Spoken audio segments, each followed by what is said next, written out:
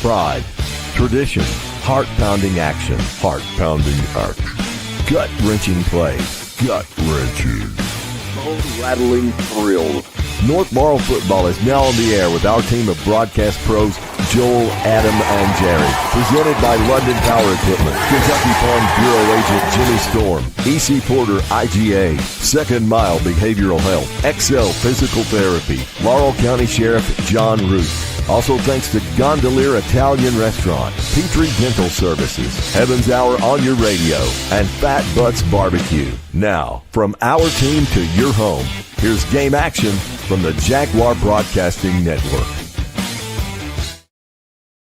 Good evening. Welcome into North Laurel High School as we are at the Praxel Line Bowl game. 2 games on tap for tonight. First one getting ready to start. We got the Rockcastle Rockets and the Russellville Panthers from way out in western Kentucky. It's going to be a great evening of football. Jared, last week we had just a perfect evening. Got another one tonight. Looking really, really forward to seeing some good football. Yeah, it's not too hot, not too cold, about a perfect temperature. And, yeah, it's just been it's really great. And we got this team come all the way from Logan County. And they're out here, and they've driven about 3 hours and 15 minutes to play Rockcastle County. So we're excited to see what they got going on and see what happens with this game. There's nothing better than a little high school football, no matter who's playing. So I'm excited to watch it and see what happens. Rockcastle, led by former North Laurel coach Chris Larkey. Last week they defeated J-Town 43-12, former North Laurel AD.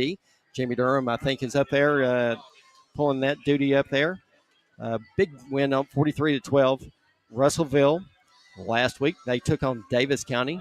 Took one on the chin, 45-6. We'll be watching real close. So Chris Larkey really likes to run the football. You'll see him run it a lot early, and then that'll loosen things up. Then you'll start to see him throw it a little bit, but it'll probably be more of a 60-40 split for the Rockets. Caden Lovell be your starting quarterback for the Rockets. He was 5 of 8 last week, 1 interception, 1 TD. Right behind him, Camden Larkey will get in. He'll see some reps also. Real interested to see this group of running backs. Number 0, Isaiah Jackson. Number 3, Xavier Ledger. And number 2, Caden Lovell, the quarterback. They will get out. They'll hit the pavement of running. Yep, and judging by the box score last week, that's exactly what they want to do. They had 482 yards on the ground last week. Rockcastle County did against Jeffersontown. So that's what they want to do tonight. They're going to come out and try to dominate this defensive line of Russellville. You know, Russellville's a little bit undersized, so they're going to be up against the odds here tonight. There's the kick, and it's going to be taken about the 40-yard line and knocked out of bounds about the 41-yard line. Just a little kind of a pooch kick. It will give Rockcastle really an opportunity to get any blockings and any schemes set up. And I think Russellville achieved what they wanted to do there. Kind of kicked it toward the sideline. Yeah, they give Rockcastle County pretty good field position right there, sticking right at the 40. They might as well kicked it out of bounds. They were going to do that. Rockcastle sending 2 receivers to the right, 2 to the left. Lovell hands it off, going straight up the middle. Across the 50, down the 45, down the 40. The ball's loose, but I believe Rockcastle may have fallen back on it, and they do. They've got the football, and it's going to be marked on about the 38-yard line of Russellville. Big run right off the bat by Rockcastle. An almost disaster for Braden Thacker, the sophomore running back for Rockcastle County. You know, you already kind of feel like you're going to lay it on Russellville tonight, and then you come out and almost give them a possession away. That's not great. But they had a lot of attentive Rockcastle County Rockets, and they got the ball back. Rockcastle staying the same look. Lovell back in the gun. Quick hit across the middle, and it's incomplete. The intended receiver, number 0, Isaiah Jackson. Wide open, just didn't look that one in. Yeah, that's the running back. It was a good pass. Yeah, that's the running back there running a route, and, yeah, it was a great pass, and he should have caught it. Hit him right in the hands. 2nd and 10 for the Rockets. Lovell's pass is incomplete. 2nd and 10. I saw when they were warming up, they really worked on that a lot, what we just saw. Oh, that little quick hitter, yeah. Got you. Lovell and Thacker in the backfield. 2 receivers left, 2 right. Lovell dropping back, looking to pass, and we got whistles.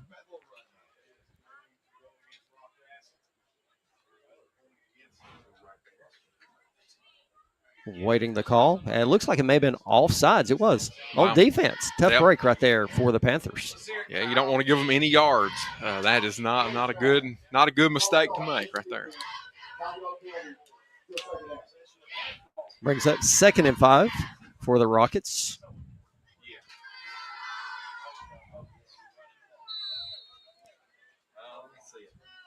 We'll see the same look probably the entire night. Yeah, this 2x2 out of the shotgun. Right up the gut goes Thacker. Out to 30, 25. And the ball's loose. And it's going the other direction. Wow. Tough break right there for Rockcastle. Thacker, 2 carries and lost the ball twice. Yeah, Thacker. And the first time Rockcastle got it back, but not as fortunate this time. Tough break for Rockcastle. Yeah, and you had number 21, Madden Bloodworth, there coming behind and hit Thacker right in the ball like you're supposed to. Hit him right in the hands. And then you had number 1 for Russellville, LeBrian Norris, come back and recover that. Gosh, Thacker just wanted to fumble real bad. I think between those 2 runs he just had to get it out of his system. Jarris Coleman in at quarterback, sending 4 receivers to the left, 1 to the right. Coleman calls for the ball. Quick hitter. It's complete out to 25, out to 30, stand on his feet to about the 34-yard line. Nice pickup right there by the Panthers. Coleman's pass is complete. Yeah, and you take Rockcastle County by surprise there a little bit. They're not expecting a screen on the very first play of the game. And they set the blocking up perfect over there and allowed number 5, Jamarian Gardner, to run for quite a few yards there. 2nd and 3. 2nd and 3 for the Panthers. Coleman staying back in the gun, dropping back. Another quick hitter. It's complete at the third. No, through his hands, incomplete. He was looking to run before he caught the ball. Got to look it in. Yeah, you have to secure the catch. You can't go very far if you don't have that ball on you. And he had some room to run there. He was in the middle of slipping a tackle as he dropped that ball. So that was another. I like how they're setting this screen up over here. They're running 4 wide receivers on this one side, and they're overloading Rockcastle County's defense on that side. They've only got 2 defenders over here, so it's really perfectly set up play. Coleman staying back in the gun, calls for the ball, looking to air it out. Down at the 30, I tell you, it was a nice pass, just overthrew the intended receiver just a little bit. The kid's got an arm. Yeah, he does. We saw him air it out right there. Yeah, that was number 11, Jacovian Temple Dickerson had a little bit of separation there, and his quarterback gave him a shot to get the ball just a little bit high. So that was a good decision. It was one-on-one. Great call there for Russellville. 4th down for the Panthers.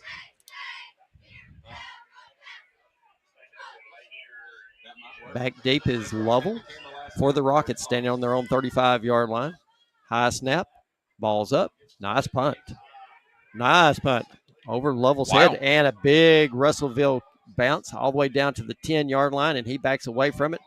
What a punt by that young man right there. Yeah, you start out, Russellville has a really rough special teams play to start the game on the kickoff, and then they have an excellent one here, getting, just a great bounce and picked up so much field position on Rockcastle County. It was really good. Got all the way down to the 10. 55-yard punt. You can't get a better punt than that. It rolled for a lot of it, but that was impressive, really impressive. Rockcastle takes over on their own 11-yard line. 0-0 here early in the first quarter at the Praxel Line Bowl. As we said, coming up about 30 minutes after this one, we'll have North Laurel and Corbin. Big game coming up later. I'm jacked up for that one. Lovell going to keep it, going straight up the gut. He's going to pick up about 3 on the play.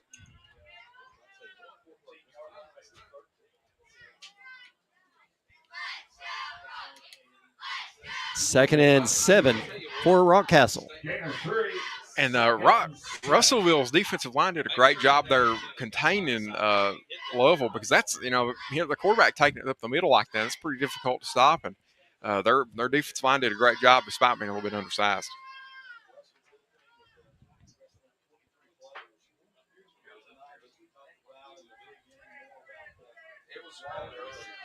Isaiah Jackson back there with Lovell. Lovell keeps it, Gets to the outside, across the 20, turns upfield. He's going to be taken down right at the 25-yard line. First down, Rockcastle. Level run down. Panthers Coleman. The number 4, first down Rockets. First and 10 for Rockcastle.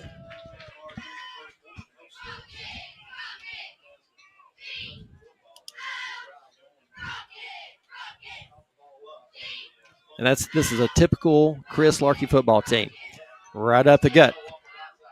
Quick hitter for Isaiah Jackson. Picks up about 7 on the play. Yeah, and so you think maybe the plan there early on was to try to get the sophomore Braden Thacker some reps here against this Russellville team. But, now Chris Larkey, he's seen he's got to put the starter in. He's got to put Isaiah Jackson in. That's what they're going to do this drive and try to ride him all the way down to the end zone.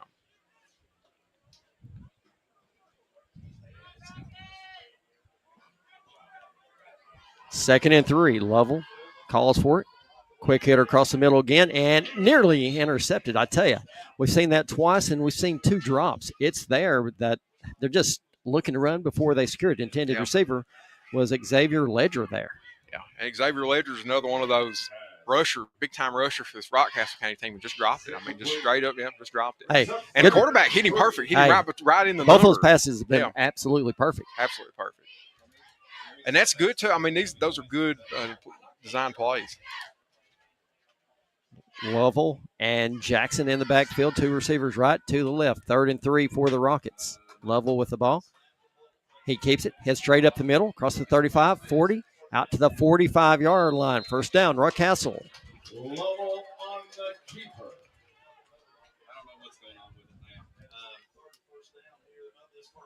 Hey, Kyle, you on here? And, man, this Rockcastle team, they just clearly a little bit faster than this Russellville team. You can see it there. Lovell, once he got to the hole, he was, gone before anybody really got to him. Last week we saw Lovell rush for 84 yards on 10 carries. Rockcastle sending to the right, to the left. Jackson to the right of Lovell. Quick pitch out to Jackson. Across the 50.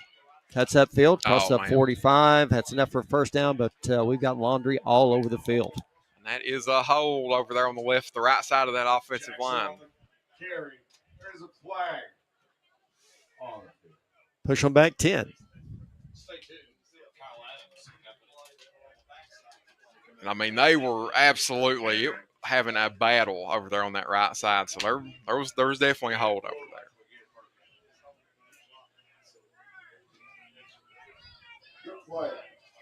Pushes the ball back to the 35-yard line. Got to get to the 45 for the first. First and 20 for the Rockets.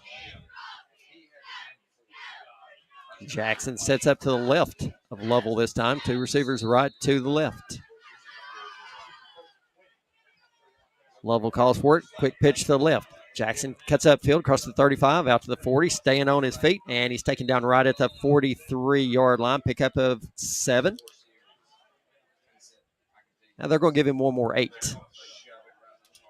So 8 yards on the carry for Jackson. I like what they're doing. They're running that 2x2 out of the shotgun. They have got this Russellville team really, really spread out. Their defenses, they just are. They have to acknowledge all those wide receivers. They really have to be spread out. So it's working to their advantage right now. So who's putting this on? Jackson? No, I know that, but who's all? Jackson to the right of Lovell. Quick pitch to the right. Jackson gets to the outside, and he loses his footing right there. He had a lot of running room right there if he hadn't lost his footing. Yeah, and I think back to the line of scrimmage. I think Amarius Morrow may have tripped him up, or at least Amarius Morrow having to be blocked like he had to. He beat his man, and that run the blocker and the defender right into Isaiah Jackson there, and he didn't have a chance. I think that's what caused him to get tripped up there, because otherwise it was perfect. He was going to run for about 10 One thing I've noticed yards. right now, Jackson is already gassed. Wow. Early in this game, yeah. Yeah, you can see him right there with his hands on his hips. Yeah, he was kneeling down there in the huddle. You think he didn't expect to play tonight? 3rd and 12. Lovell dropping back to pass, looking deep. He's got a receiver wide open at the 43, and I tell you what, number 9, Ethan Weaver, laid a hit Yeah, he on did. Russellville's number 11, Jacobin. And that's enough for a Rockcastle County first down. Yeah. Ethan. That was a hit. That was a hit. He made that defender pay the price. That was an offensive player laying the hit on the defensive player. Right. That was really good. And the quarterback, I love the timing on that because That was perfectly timed. That was well done right there. You have to throw it before he turns around. 1st and 10 for the Rockets in Russellville territory. Lovell keeps it going straight up the middle across the 40, and he's tripped up at the 35, falls forward to about the 33-yard line. 5:14 left here in the first quarter. 0-0, Rockcastle marching. Russellville, they are just struggling to get any kind of push up front on the defensive line. They are allowing this Rockcastle running game to go wherever they want to. That's something Coach Larkey is always he's always been able to build a really good line on both sides of the ball.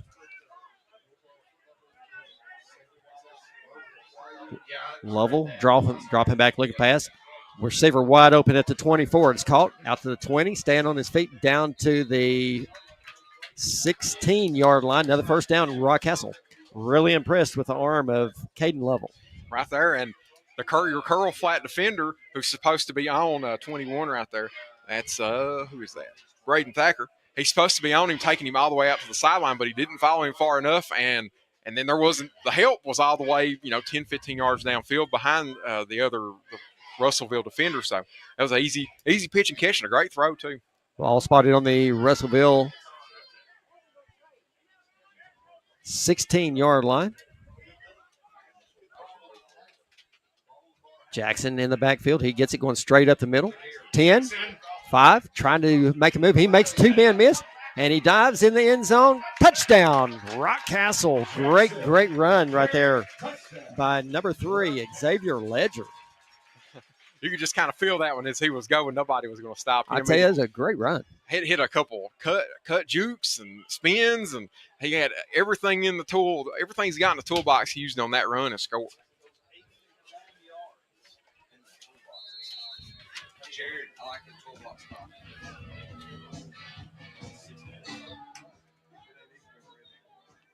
On for the extra point, number 17, Phoenix Pittman.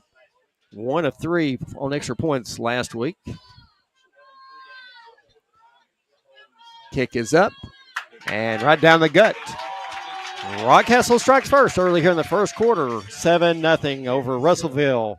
We're going to step aside and take a quick break. Friday Night Lights is brought to you by North Laurel Nation, the official home of North Laurel Athletics and the Jaguar Broadcasting Network.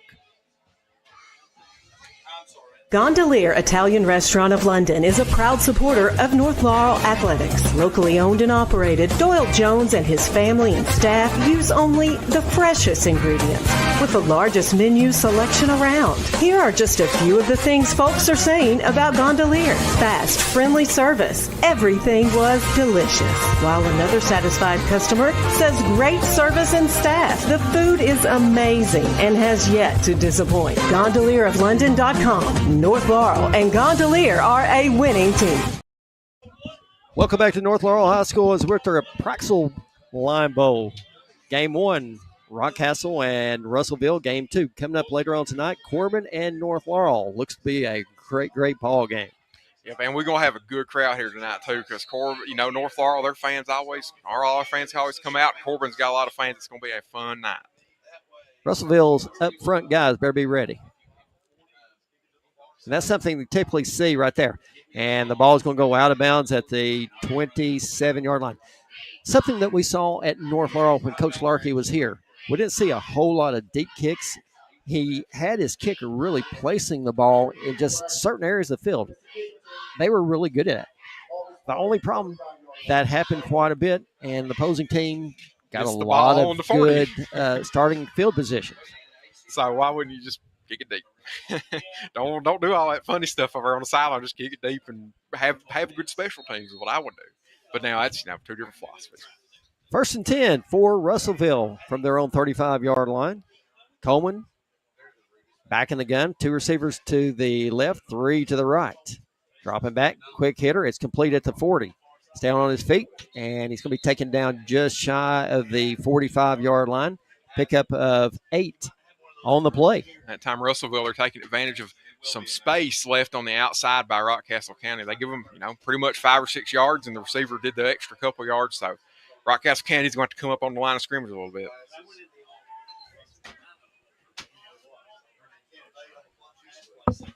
Russellville sending 1 to the left, 3 to the right. And we've got whistles.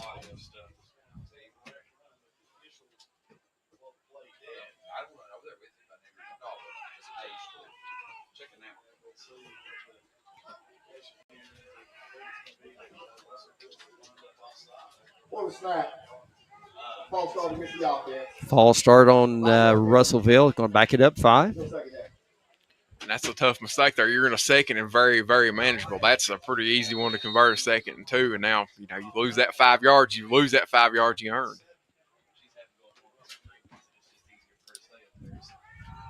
So that backs it up. 2nd and 7 now. Coleman takes a snap, looking downfield, throws it up high. He's got a receiver out here at the 40, nearly picked off by Rockcastle's number 21, Thacker. And LeBron Norris had separation there on Braden Thacker as he's running that little corner route. He had the inside leverage or outside leverage on him, and the quarterback just settled just a little bit. And Coleman, I think he was under a lot of duress there in the pocket, too. I think he had a lot of pressure on him, and causing him to miss that throw. It was a good decision. He had somebody open. 3rd and 7 for the Panthers.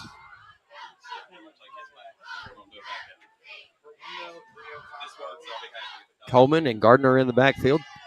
3 receivers to the left, 1 to the right. Gardner moves to the left of Coleman. Coleman's rolling to his left. Quick hitter. And he had his receiver, but he had to get rid of it because Rockcastle's number 1, Connor Wright, was bearing down quick. And he was lucky to get it away, and he took a shot just as he let go of the football. Right, hit him right in the ribs. I mean, that just hurts. And they brought the blitz off the edge. Rockcastle County did that time and took Coleman by surprise. He paid for it, too. Xavier Ledger back deep for the Rockets.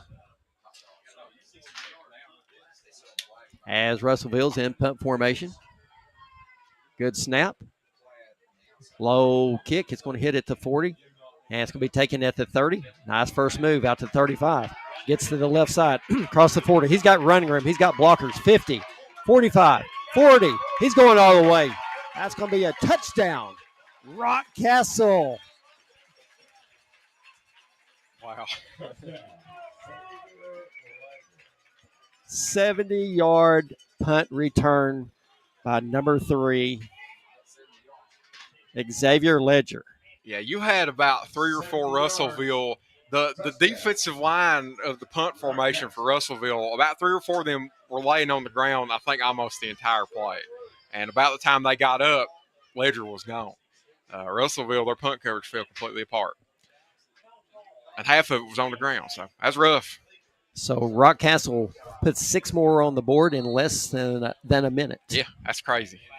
And that's those explosive players that Rockcastle County has, too. Ledger is is part of that 3-headed monster there at running back they've got.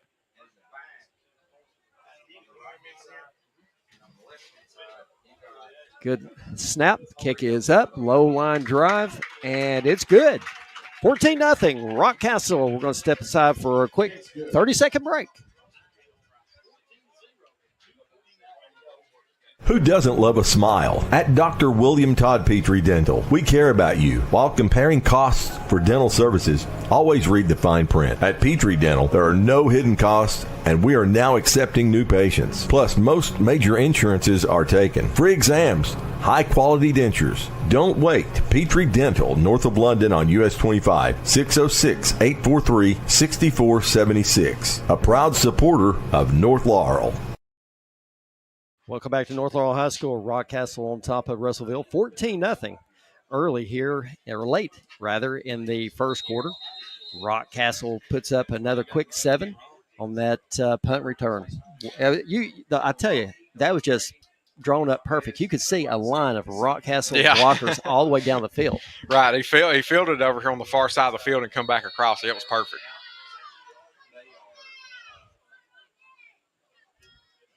Rockcastle getting ready to kick it off. Pittman.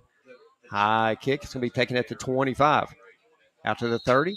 And a tough break right there. Number 4, Amarius Murrell, fielded the ball, but his feet went out from under him and his knee just grazed the ground. Oh, yeah. And so instead of being out at the 40, that's going to be back at about the 28-yard line. Yeah, and he had returned it all the way to the 40, just a little slip.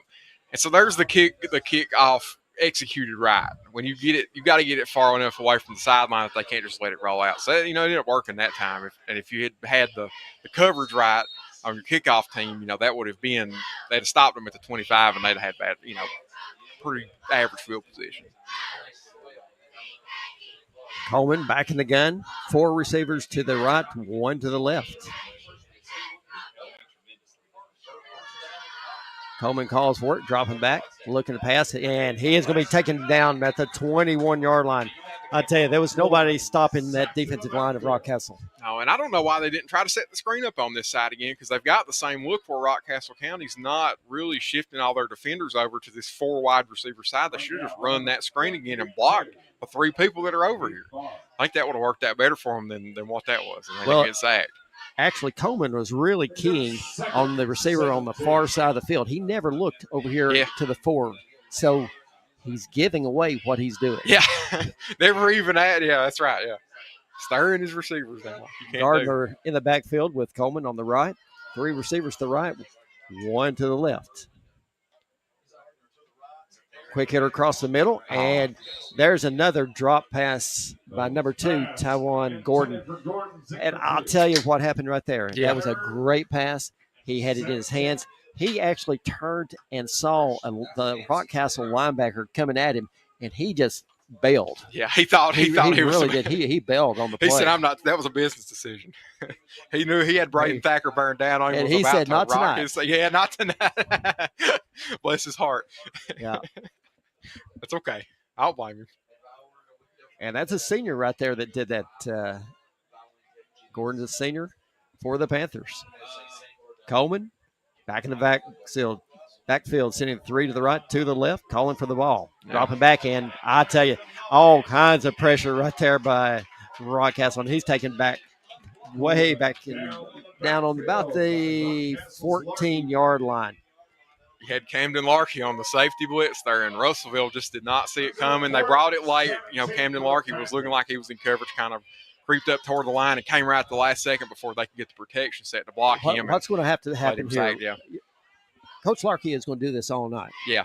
Russellville is going to have to pull some of these receivers back there to give a little bit of blocking, to give Coleman just a little bit of time to try to get rid of it. And whoever's responsible for the protections. That's going to be fielded at the 40, out to the 35. 5-yard return. I'll tell you, dangerous play right there by Rockcastle. Number 3, Xavier Ledger. That's what I thought too.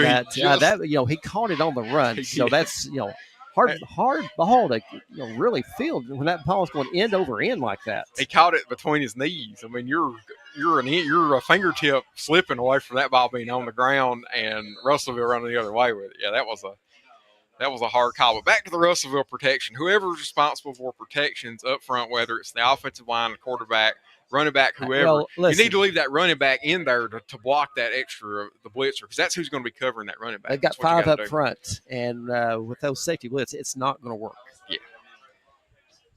1st and 10 for Rockcastle on top, 14-0. 1:12 left here in the first quarter of the Praxel Lion Bowl.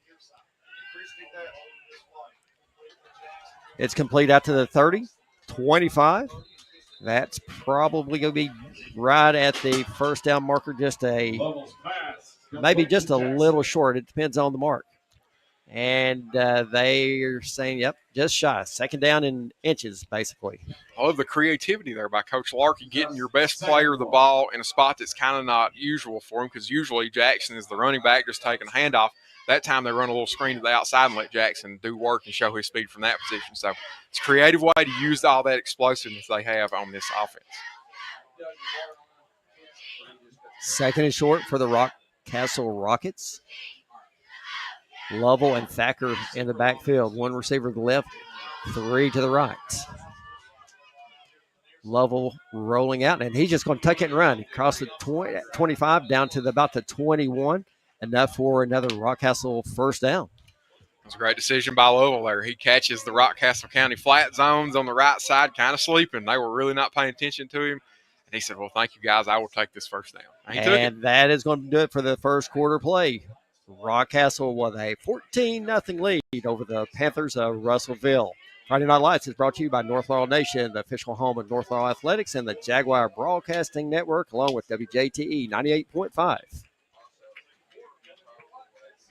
Fat Butts Barbecue has a new location in London, just north of the Kentucky State Police Post.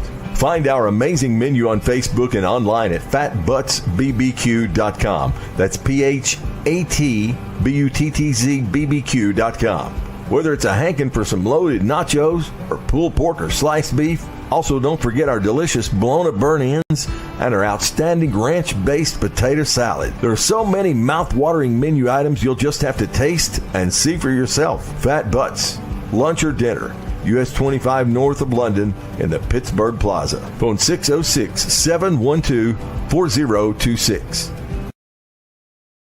Welcome back to North Laurel High School. Rockcastle on top, 14-0. Let's get set to start the second quarter. We want to thank Larky HVAC in London for sponsoring tonight. If you need any heating or air needs, give Dwight Larky a call at 606-864-5146.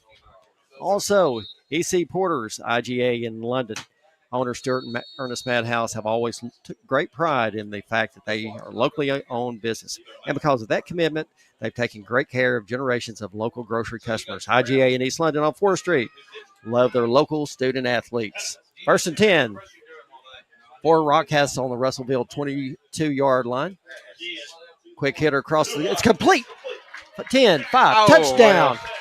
Isaiah Jackson with a 22-yard reception at TD. I tell you, that's the same thing that we saw in warm-ups. Those just quick hitters like that, just right up the gut. Yep, and since it's an RPO too, because they've got the run option on it, and all your linebackers are creeping up playing that run, and then bang, you hit that slant behind them like that. And they've been trying all night or trying all evening to execute that, and finally got it right. And that time it broke for a big gain. And again, that's Isaiah Jackson playing slot wide receiver. He's a running back, and he was playing slot wide receiver. Caught that ball and ran with it. I just love the creativity, man. He's fast, and you use that speed anywhere on the field. You don't just leave him at running back. You put him at wide receiver. Put him at the X spot on the outside. Put him other places and let him show that speed. There was a flag on the play, but it was against Russellville, or are they just waving it off? Well, I think with Jackson coming, they actually picked the flag up. Did they? Yeah, they picked the flag up. As the officials went over to give the head coach an explanation of what happened. Back home for the extra point attempt, Phoenix Pittman. Perfect 2 for 2 on the night.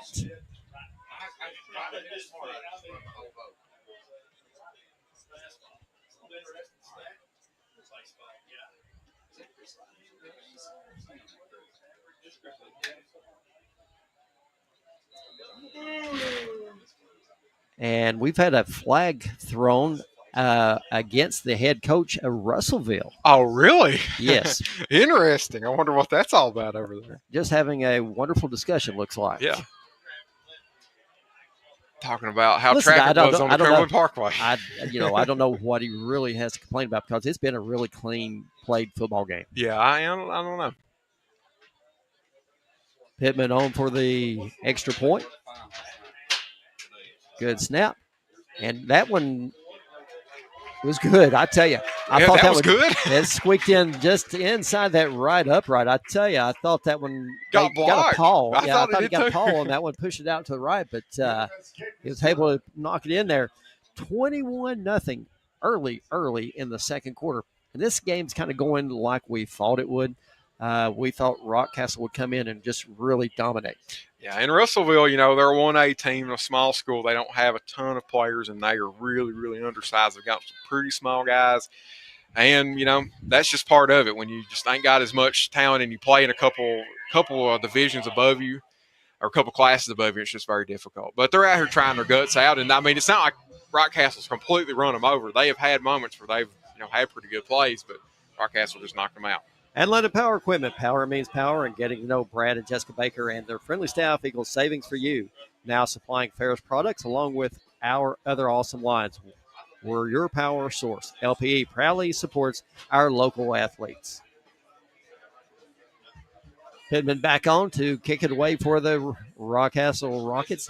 Be kicking it off from the Russellville 45-yard line. Line drive kick. It's going to go straight up the gut, bounce through the end zone. And Russellville will be taking over out at the 25-yard line, 20-yard line. And that's the coach's mouth gets you buried a little bit on your field position. You hate that. You hate that. You can't be riding them officials too hard. And here again, I've not seen anything. Officials so far have done. I don't see anything job. to complain about. Yeah, they've done a good job. I think so too.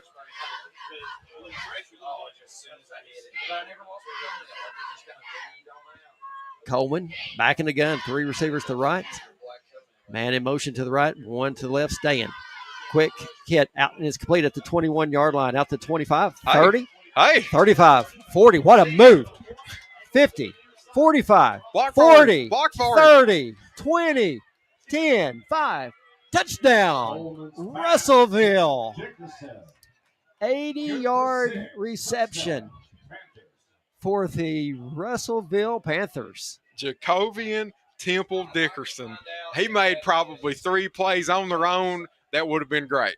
He high-pointed that ball, had to catch it way above his frame, comes out here, puts 2 jukes on these Rockcastle defenders, and then has the breakaway speed to get away from Rockcastle County. Rockcastle County just kind of fell asleep.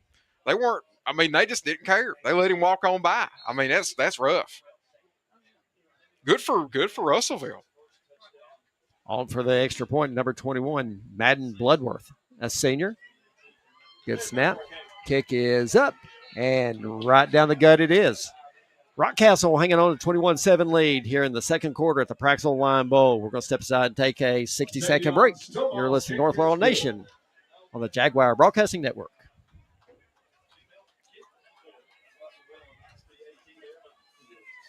Since 2010, John Root has proudly served as your Laurel County Sheriff, now ready to serve in their new location at 1380 East Highway 192 in London. Monday through Friday, 8 to 4. John Root, providing a safe, secure place for the residents of and visitors to our fine county of Laurel, and he proudly supports all area youth activities. Welcome back to North Laurel High School as we are at the Praxel Line Bowl. I tell you, these facilities here at North Laurel, second to none. Yeah, and we're looking at their big new practice facility they're building over here too. Everything's real nice, and they've got a couple of Praxel Line Services trucks down here at the entrance for you to look at as you come in, holding the American flag. So, yeah, that's a lot of pomp and circumstance. I'm all about it. Let's have some more.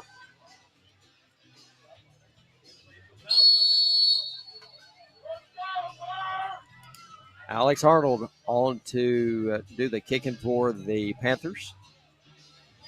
Moving on the ball. High kick. And it's going to be hit at the 20 and taken at the 20. Out to the 30. Trying to get outside. 35. Got some running room. 40. Cuts it back up the middle. Flags everywhere. 50, 40, 30, 15, 10, 5. Touchdown, but that one is coming back. He thought this was his second special team touchdown of the game, and this happened all behind the play too. It wasn't even. Unfortunately, it had no bearing at all on the play. It happened about 10 yards behind where the ball was at. Tough. Tough break right there for Rockcastle. Yep. But he knows he scored that touchdown. Even if it ain't on the box score, Xavier Ledger knows he scored that.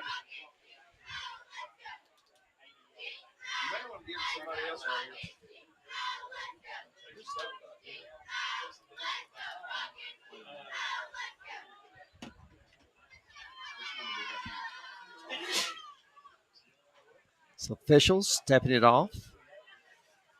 Rockcastle will be taking over on their own 28-yard line. Tough break there for the Rockets. Yep. Go from scoring a touchdown to being, have not great starting field position. Can you hand me up that cord that's dropped out there? No, the other one. The one right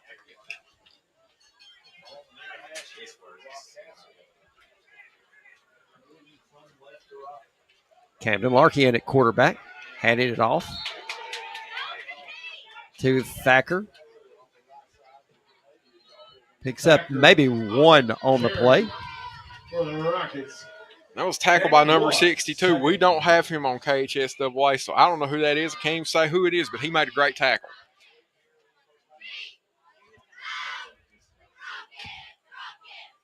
You've heard me complain before about, these schools should be required to, the roster should be right when they go to KHSAA. Yep. They should have to start every possession from the 10 if they don't have the rosters right.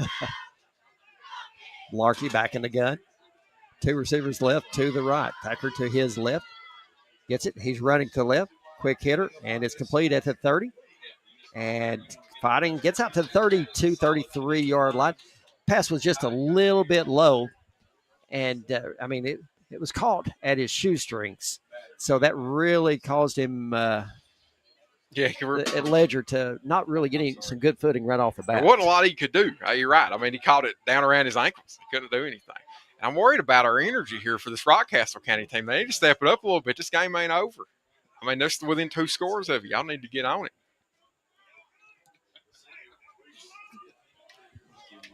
That brings up 3rd and 6. 3rd and 6 for Rockcastle.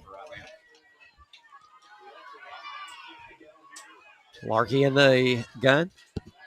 He takes a snap, and that's going to be a false start. Larkey did not give Ledger time to get set. He was kind of late getting into the play, and Larkey just called for the ball. Basically, he didn't get set at all. He just took off. I think there was a Rockcastle County player that was hurt or something because somebody was limping off and come back on Well, and then went back off. That was number 9. Yeah. Ethan Weaver. Slap this in here. See what that does. It's one of those mental errors you cannot have. 3rd and 11 for Rockcastle.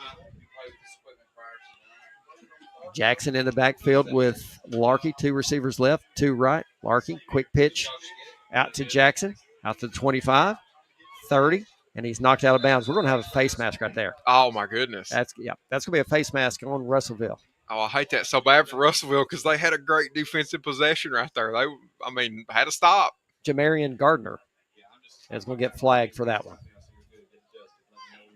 And him and Amarius Morrow had pretty much shut that play, that little run out to the edge there by Jackson, had shut it down completely, and then, grab it to face mask. That's stuff you cannot do, especially when you had them off the field. Tanya and her staff at Excel Physical Therapy stand ready to meet all your physical therapy needs, and they love to support the green and blue of North Laurel. See Tanya today across from North Main CVS. Also, John Root has proudly served as your Laurel County Sheriff for the past 15 years, and he gladly supports all of our area student athletes. Check out their new location at 1380 East Highway 192. 1st and 10 for the Rockets at the 45-yard line. Larkey and Jackson in the backfield. 2 receivers to the left, 2 to the right. Larkey calls for it, dropping back, looking to pass. And nearly picked off right there. It's knocked down by number 11, Jacobian. Temple Dickerson, man. He saw that the whole way. Or he knew exactly where he was going. He watched that outbreaking route by number 33 for Rockcastle County, Blake Mullins. And he read it the whole way, and if he got there a step earlier, he could have run all the way back to Russellville if he wanted to. There was no catching that dude. Nope. 2nd and 10 for the Rockets. On top of Russellville, 21-7. here in the second quarter play at North Laurel High School. Larkey staying in that gun, calls for it, and quick pitch out to Jackson. Cuts it straight up the middle across the 45, 50. Down the Russellville 45, and he's tripped up. Going to fall forward just enough for a first down. Rockcastle, they're going to mark it right at the 44-yard line of Russellville. And there's another player getting up a little bit slow. Number 0, Jackson. Uh-oh.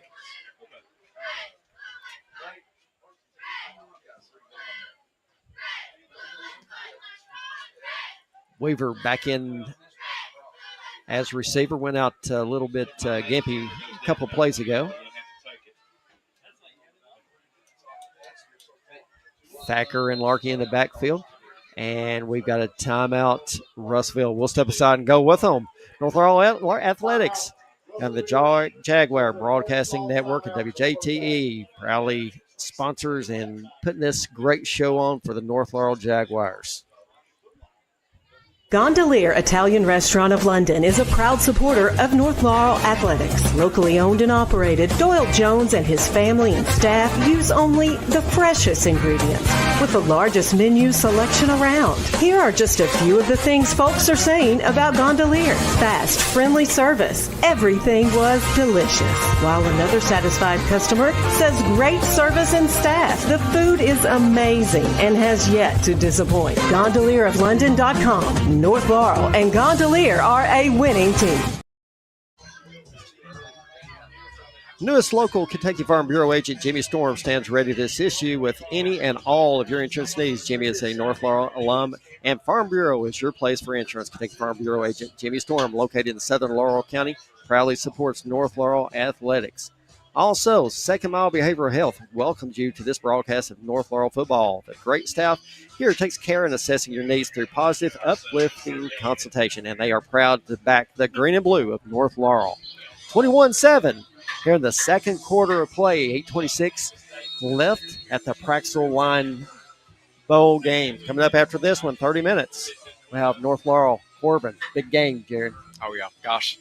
One of the big games in this region. A big game for this North Laurel team. Larkey calls for it, keeps it, goes right up the middle, down to 40, 35, stays on his feet, down to the 30, down to the 29. Another first down. Rockcastle. So that's something we've not seen tonight. Camden Larkey taking the ball under center and running with it. Got quite a few yards. Last week he had 9 carries for 43 yards and 1 touchdown. Yeah. They've got all kinds of options on this Rockcastle County offense. If anybody's getting tired, they've got somebody behind them that can play. First and 10 from the Russellville 29-yard line. Larkey and Thacker in the backfield. Larkey rolling to his right. He tucks it, cuts it back up the middle, down to the 25. He's hit and falls forward. Going to give him about the 22-yard line, pickup of 8 on the play. So I think we've seen a little bit of a quarterback change. I think Camden Larkey's going to come in and play quarterback for Caden Lovell. I think that's something they must do because, they switched that on occasion. So.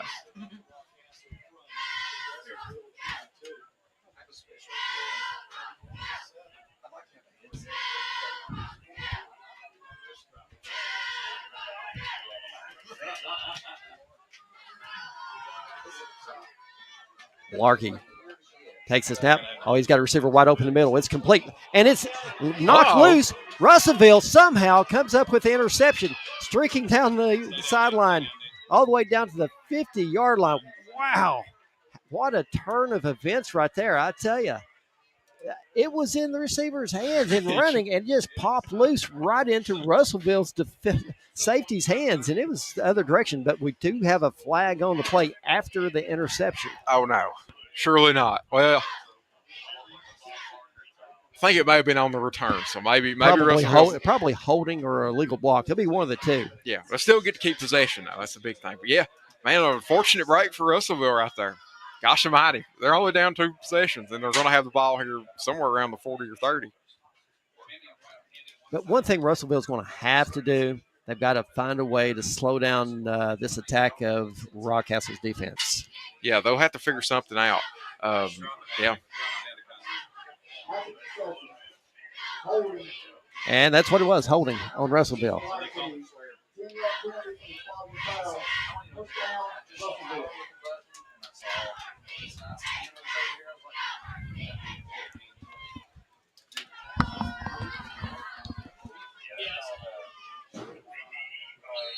All right, Russellville, 1st and 10 from their own 19-yard line. Coleman back in the gun to his right, number 5, Gardner. 3 receivers left, 1 to the right. Okay, they're calling their protections out here. We'll see if they get it right or not. And we've got whistles. I think we've got probably a false start. That's probably a good thing. I think they were about to lose 10 yards if it had, hadn't had a false start. Coach Larkey's going to bring the heat every play. Yep. You can count on it. And you've got to wake up as an offense. You've got to be able to identify who's going to come.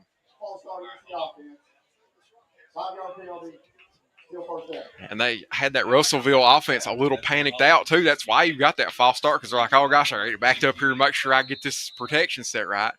And they're bringing people and showing that some of them are going to come, and that is so confusing for this offensive line. Russellville stay with that same look. 3 receivers left, 1 to the right. It's complete out to the 20. 1 man missed, 2 man missed, and the 3rd is not. They get the 5 back that they originally lost on that false start.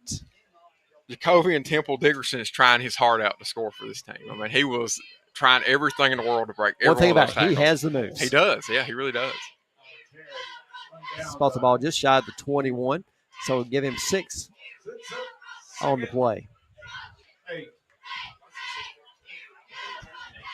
going to do a smattering of everything. 21-7, 6:20 left here in the second quarter of play. Coleman and Gardner in the backfield. 3 receivers left, 1 to the right. 2nd and 8. Coleman calling for it. Takes the snap across the middle, and it's deflected. He had a receiver open, but right there was the linebacker, number 24, Dylan Burke, just able to get a hand on it and deflect it away. Yeah, he saw that one coming up over top of him. If he hadn't saw it, it was going to be a first down. So, yeah, that's a hard play for a linebacker to play the run and then try to back up and get in coverage too. Very, very difficult. He did a good job there getting him hands up and knocking that ball down. Because if he doesn't, I mean, like I said, if he doesn't, it's the first down. 3rd and 8 for the Panthers.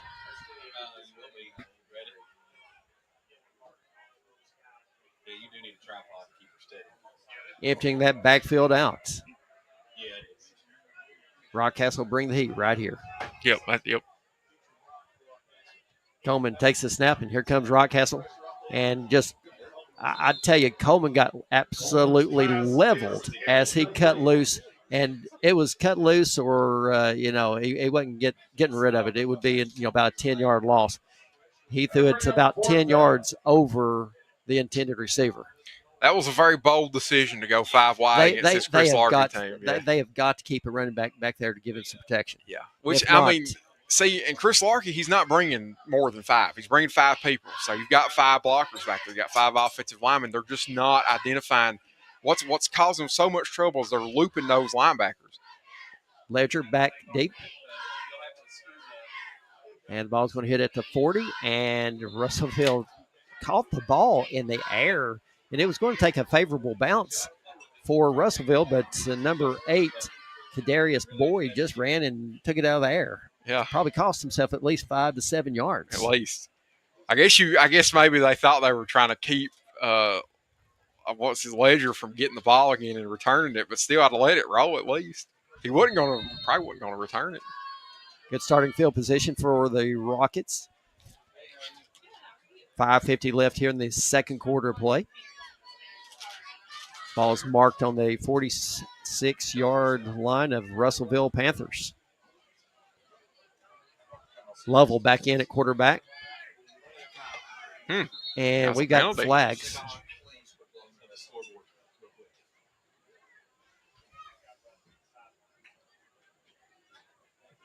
One snap, 12 men on the field. Offense, 5-yard penalty, go first down. Coach Larkey trying to ease one extra one in there. Wasn't able to get away with it. Brings up 2nd and 15. Ball back on the Rockcastle's They still got 12 on the field right now. They've not fixed it.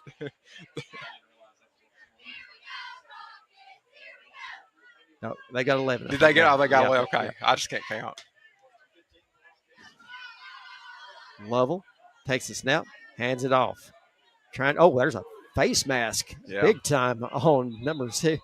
Jackson took the ball, and Russellville's coaching staff is just going nuts over there with their team right now. Just mental mistakes. If you had none of these mental mistakes, Russellville would be close in this game because they've had some breaks go their way. But you've got these penalties. I mean, they had a stop down here and had a face mask. Then you're going to give them 15 yards right here. That's you just can't do that if you expect to win a game. River play. Personal foul. Face mask. Gets the defense. 15-yard penalty for the previous spot. Official's going to step off 15. Automatic first down. Takes the ball down to the Russellville 38-yard line.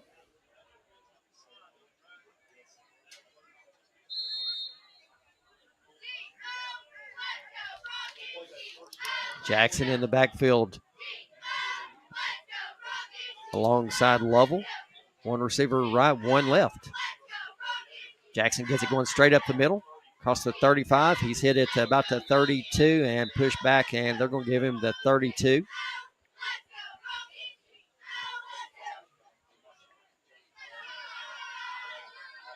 First and 10 for Rockcastle. (21-7). Rockets on top.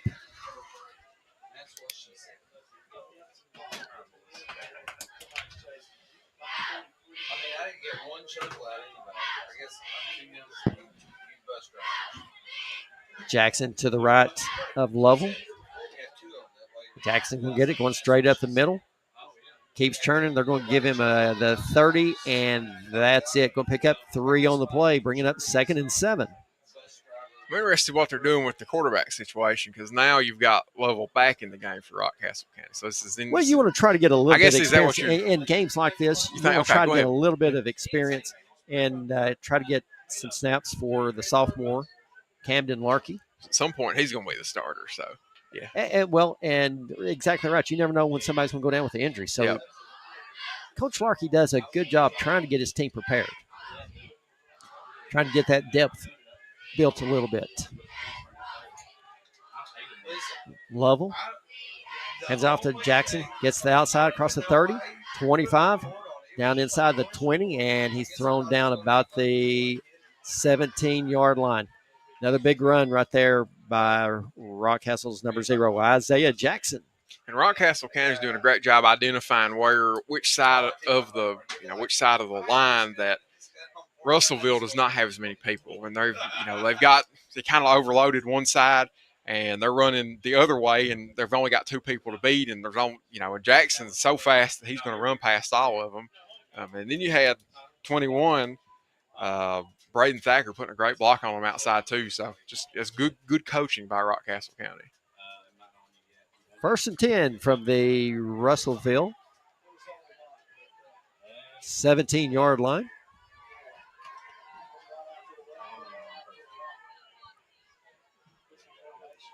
Back in the backfield, number 6, Pingleton. But getting it's Jackson going straight up the middle. Across the 10, slung down forward to about the 8. Going to be real close to another first down. And they are holding their hands up. It's going to be 2nd and short. And the holes are just gigantic for this Rockcastle County team. They could pretty much do whatever they want to running the ball. And then you've got a runner that's so electric like Jackson. It's really an unbeatable combination for a team like Russellville.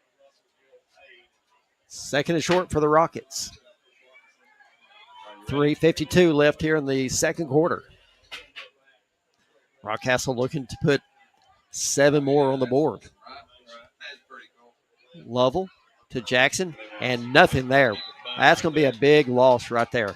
In for Russellville, number 79, Takedo Johnson. Takedo Johnson, right about the time I was saying they couldn't. Johnson. Tackle, takes down. And we've got a timeout on the field. Rockcastle on top, 21-7, as we're at the Praxel Line Bowl game. Hey, Dwight here from Larkey HVAC in London, Kentucky. Do we know air? I think so. With Bryant, we are actually registered as indoor air quality experts. If you need your air heated, cooled, humidified, dehumidified, specially filtered, fresh brought in, or stale exhausted out, we are your people. Give us a call today for a free evaluation and quote on how we can help you breathe easier. Larkey HVAC, your local Bryant dealer on North Mill Street in London. Call for an appointment today at 864-5146. Bryant, whatever it takes.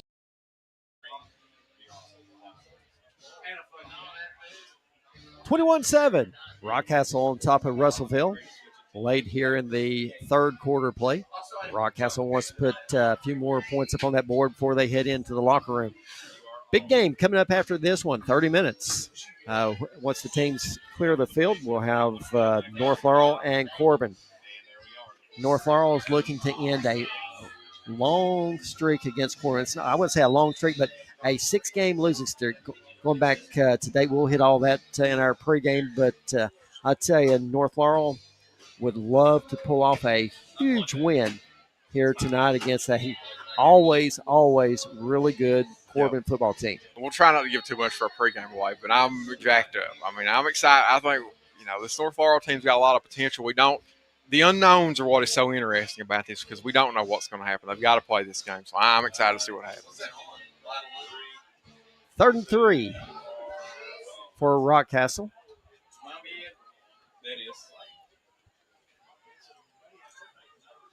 Thacker and Lovell. Back deep, 2 receivers right, 2 left. Lovell takes the snap, gives it to Thacker, going straight up the gut, on his feet, fighting, and there's the signal. Touchdown, Rockcastle. That was a strong run by Braden Thacker. He kind of been in the doghouse running the ball since he fumbled on that first series, but Coach Larkin gave him another shot, and he showed him. He said, man, I can still run the ball, Coach. And he sure did and run it in there and scored a big touchdown, broke 2 or 3 tackles. Impressive work by Braden Thacker.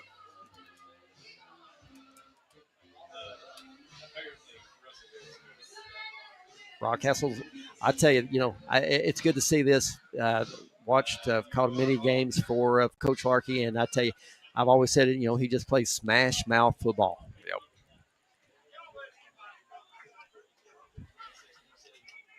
And that one's blocked right there. Rockcastle was taking way too much time to get that extra point off. And we've got a flag flying towards Rockcastle. We'll wait to see. It may be offsetting. I saw one official pointing to a Rockcastle player and maybe a Russellville player. We'll wait the call.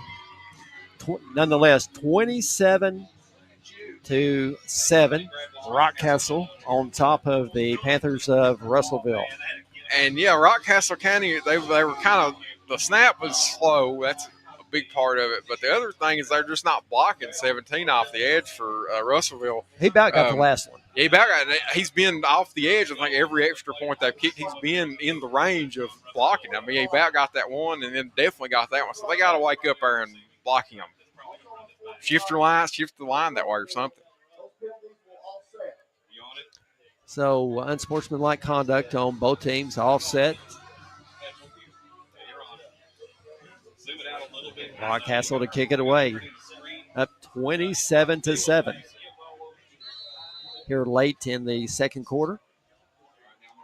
Line drive, kick right up the gut. Fielded at the 20, out across the 25, 30, 35, gets the right sideline, 40, and going to get out to about the 45-yard line. Nice return right there by Russellville's number 11,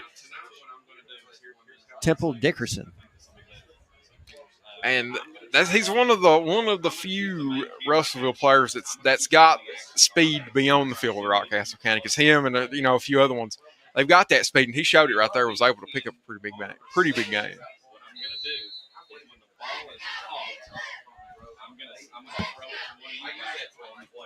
First and 10 for the Panthers of Russellville. And here, I think they took our advice. They put that running back there to try to give a little extra protection for Coleman. Coleman dropping back. I tell you right there was another good pass. but just not hauling it in. That one was on Temple Dickerson that just had that great return on the kickoff. Yeah. That was a good pass. You got to catch those. Right, yeah. That's a good pass, and that was the right decision, too. They're trying to – they've got to move quicker because that blitz is coming in. And Coach Larkey's not going to let up on the blitz either. He's probably going to blitz them every possession or every play the rest of the way. It caused that throw to be just a little bit errant. 2nd and 10, 3:10 left here in the second quarter. Coleman calling for it. Quick pitch out to Gardner, and just may even lose a yard on that one. Just nowhere to go. Rockcastle County saw that little pitch coming the whole way. 3rd and 11 for the Panthers. And that was Hunter Pingleton on the stop. He's had a couple pretty big plays here early in this first half. 3rd and 11. Guys, just kind of remember the top of the screen has got a logo over it. So if you can keep it, what we're looking at as centered as possible and zoom down. It's really important. I tell you, I believe Russellville really needs to do something to try to get up some points on the board, whether it be field goal or touchdown. They need something going into the half to give them a little life coming out in the third quarter. Coleman calling for it, rolling to his left, being flushed out of the pocket, looks to throw across the middle, and he's got a receiver wide open, and it's caught. Wow. What a catch right there cow. by number 11 of Russellville, Temple Dickerson. I guess he redeemed himself from that little pass he dropped, quick hitter across the middle just before that. And caught one that he was not supposed to catch. And also, he actually got tripped a little bit Yeah, by the safety of Rockcastle, and good concentration right there. And that was Well a prayer by Coleman too. I mean, he was running. That was his opposite throwing hand and a prayer. That's kind of what you would call a Hail Mary. A Hail Mary, and Temple Dickerson pulled through for him. Coleman, empty backfield, and here comes everybody. It's completed at the Perfect 25, decision. 20, across the middle, down to the 15. Going to be just shy of the first down. Well done. 136 and counting. Russellville's got to go. Yeah, and that was a good decision there. They're bringing the blitz, and also they're in man-to-man backed off of the line of scrimmage. So you don't have a lot of players to play that screen that Rockcastle County doesn't. So it's a great decision to run that screen there. 120. Russellville is in no hurry to Yeah, get I know. these plays off. Do they see the clock? The clock is not on their side. 3 receivers right, 2 left. Coleman in the empty backfield. Man in motion to the left. And here comes the entire bus of Rockcastle, and quick outlet pass to the outside, and it's incomplete as Coleman takes another big shot by number 1, Connor Wright of Rockcastle. Yeah, and they're not really bringing a lot of people. I think they're just changing the location of the pressure, and that's causing this offensive line to have a lot of trouble. They only brought, they brought 4 that time. But what they changed is they didn't have one of the defensive linemen going, and then you've got Wright in there coming from a different spot, and the offensive line is just not, they're having a hard time picking that up. 1:02 left here in the second quarter. 3rd and about 2 for the Panthers. Going with the empty backfield again. 3 receivers to right, 2 to left. Coleman to fight for his life back there. Man in motion to the left. Quick pass. It's complete down to 11. One man misses. And I tell you what, right there, number 2, Taiwan Gordon, taking a shot from Rockcastle's number 24, Dylan Burke. Nonetheless, first down. And they still did not pick up the blitz like they were supposed to. He about got smacked. First and goal for Russellville. Ball on the 8-yard line. Coleman calls for it, dropping back the pass, gets rid of it, and it's incomplete. I'll tell you, Coleman has no time to throw the football. No. He is getting hit every single time as he's releasing the football. Yeah, that offensive line. And like we're saying, Joe, it ain't like they're bringing 6. It's not like they're bringing more than what you can block. You've got more than enough blockers. They just can't. I think it's a speed problem up front, too. I think those guards are having a hard time staying because a lot of it's coming from inside. I think those guards are having a hard time staying in front of all the linebackers because it's such a mismatch. You're a guard, you're a little bit slower, and then you don't have that help on your right side because the center's got to pick somebody else up. And I think that's part of why they're having so much trouble there. They've got to keep somebody in the backfield or something. Well, they're wanting. Well, I mean, they're wanting a lot of just one-on-one coverage, and that's what they're getting. But he's the still, quarterback, they are on the quarterback as he's receiving the football. He does not have time. I mean, the kid's fighting for his life back there. He really is, and he's doing an excellent job. He's hitting these, and he really doesn't have time to throw it. And they've left Gardner in to block a couple times, but he's missed. He's lined up on the right, lined up on the wrong side and having to come across formation and try to get the blitzer that way. I'm not sure what happened there that time, but I know that's happened. They've tried to leave him in, and he's just not executed like he needs to. Second to go for the Panthers. 35.9 seconds left here in the second quarter. Coleman in the empty backfield. 2 receivers left, 3 to the right.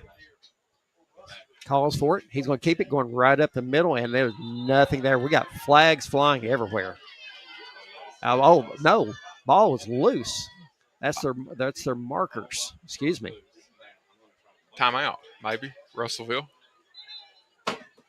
They won't have an official timeout. 23 seconds. Clock stopped. Coleman coughed that one up, trying to take it right up the gut. Oh, I think that. Oh no, okay, yeah. They still got the ball,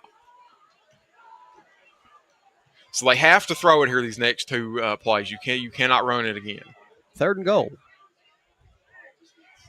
Gardner to the right of Coleman. Officials are having discussion with the Russellville head coach again. I think he's got to take his timeout right here. I think it's what they're going to make him do. Yeah, we need to vote whistle to the play. What the replay the down clock will be set at 28 seconds, please. 28 seconds. Huh. Replaying the down. So okay. Okay, so it's second and goal from the 8. Okay, so they can still throw it one more time with this timeout. Or I'm sorry, run it one more time. Coleman takes the snap. Receiver's wide open down at the 2. Fighting for it, stretches out, and right there, touchdown, Russellville. Well done. I tell you, number 11, Temple Dickerson, made that play. He caught it at the 2, and, I mean, they had him wrapped up. But he reached out, one arm stuck that ball, which was very dangerous. Yeah. I mean, it was a free ball out there. Was able to get across the goal line for the touchdown. What about Jacoby and Temple Dickerson? Very early on here, the player of the game for Russellville. Scored both their touchdowns so far. As you play, sideline warning against Rockcastle County. That was the first warning of the game. Got a sideline warning against Rockcastle.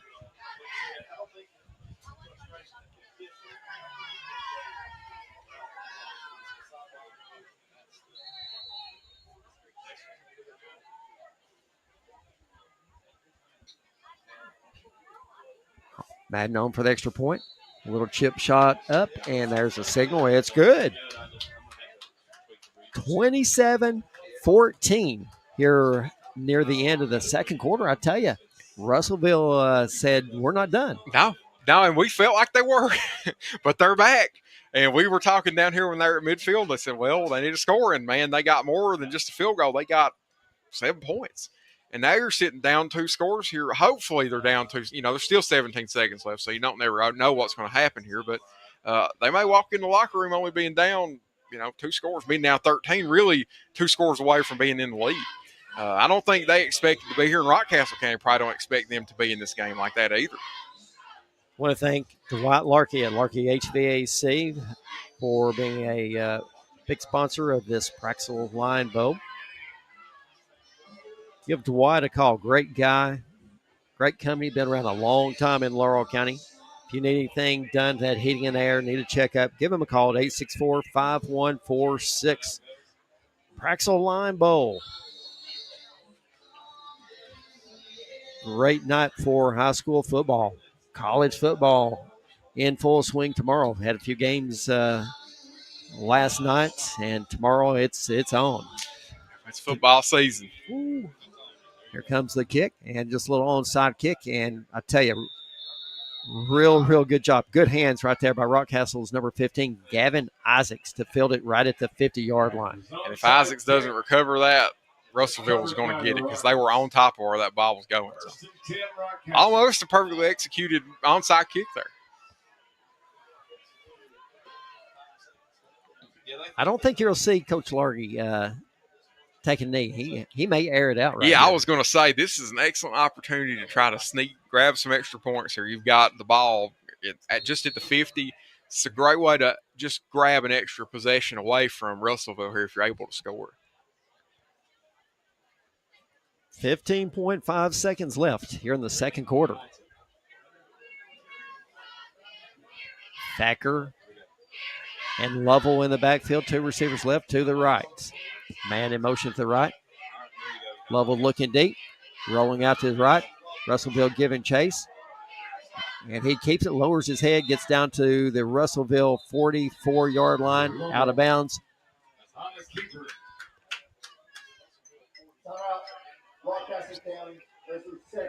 3.9 seconds left on the clock.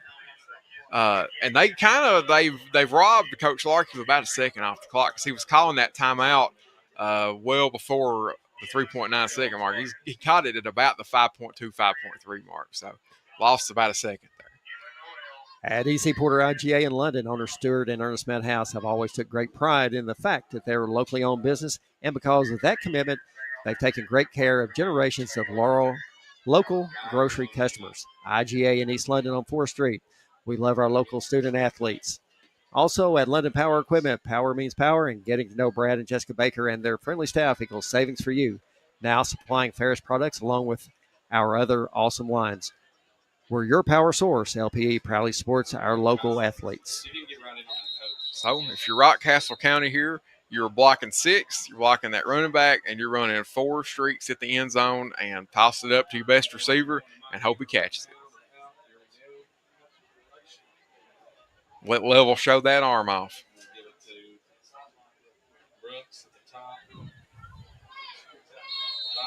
Lovell and Thacker in the backfield. 3 receivers to the left, 1 to the right. Lovell taking the snap. Feet set, long pass. He's got a receiver open. And, the ball was deflected from Russellville's defenders. And right there, almost making the catch. Is that number 9 for Rockcastle? I believe it was. No, number 9. Ethan Weaver. And we may have a shaken up player from Rockcastle. I think that's Isaiah Jackson. I think. Nonetheless, that's going to do it for the first half here at the Praxel Line Bowl game. Rockcastle on top, 27-14. Friday Night Lights is brought to you by North Laurel Nation, the official home of North Laurel Athletics, and the Jaguar Broadcasting Network, along with WJTE 98.5. Life is full of surprises. Some good, some unexpected. That's why you need protection for your home, your car, and your family's future.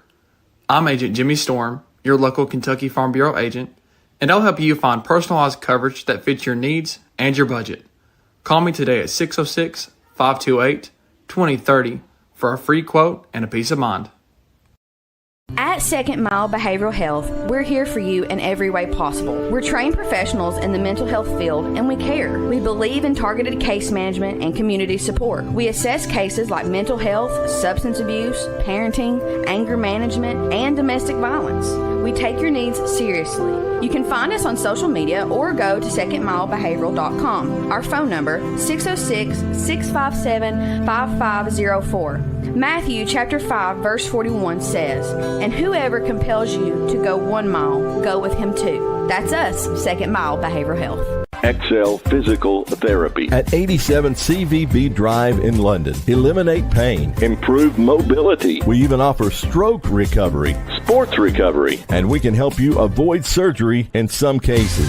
Take it from someone who knows. XL Physical Therapy is the best around. Phone 606-877-4673 or find XL Physical Therapy on Facebook. Let Tanya and her staff of caring professionals at XL Physical Therapy take care of you. Since 2010, John Root has proudly served as your Laurel County Sheriff, now ready to serve in their new location at 1380 East Highway 192 in London, Monday through Friday, 8 to 4. John Root, providing a safe, secure place for the residents of and visitors to our fine county of Laurel, and he proudly supports all area youth activities.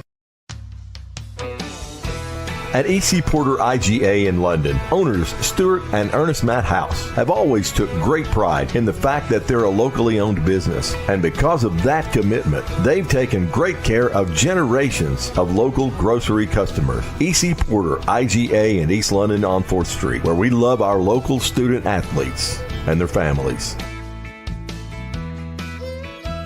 Hey everyone, join Heaven's Hour with Elijah Jervis, Ethan Eversole, Jonathan Gibson, and J.J. Combs each Saturday at 9 a.m. on 98.5 WJTE, The Light of London, and on Facebook and YouTube, where we break down the Word and bring it to life for you with Bible-based preaching and teaching for this generation. And he said unto them, Go ye into all the world and preach the gospel to every creature. Heaven's Hour each Saturday at 9, with an encore presentation at 9 p.m. on Sunday nights on 98.5 WJTE, The Light of London.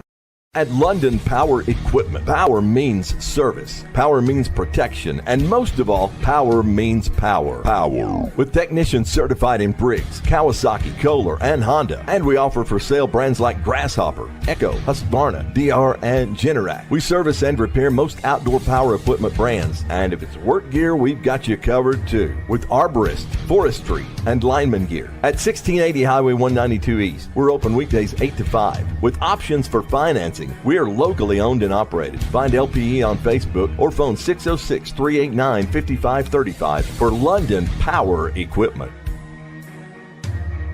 Gondolier Italian Restaurant of London is a proud supporter of North Laurel Athletics. Locally owned and operated, Doyle Jones and his family and staff use only the freshest ingredients with the largest menu selection around. Here are just a few of the things folks are saying about Gondolier. Fast, friendly service. Everything was delicious. While another satisfied customer says great service and staff. The food is amazing and has yet to disappoint. GondelierofLondon.com. North Laurel and Gondolier are a winning team.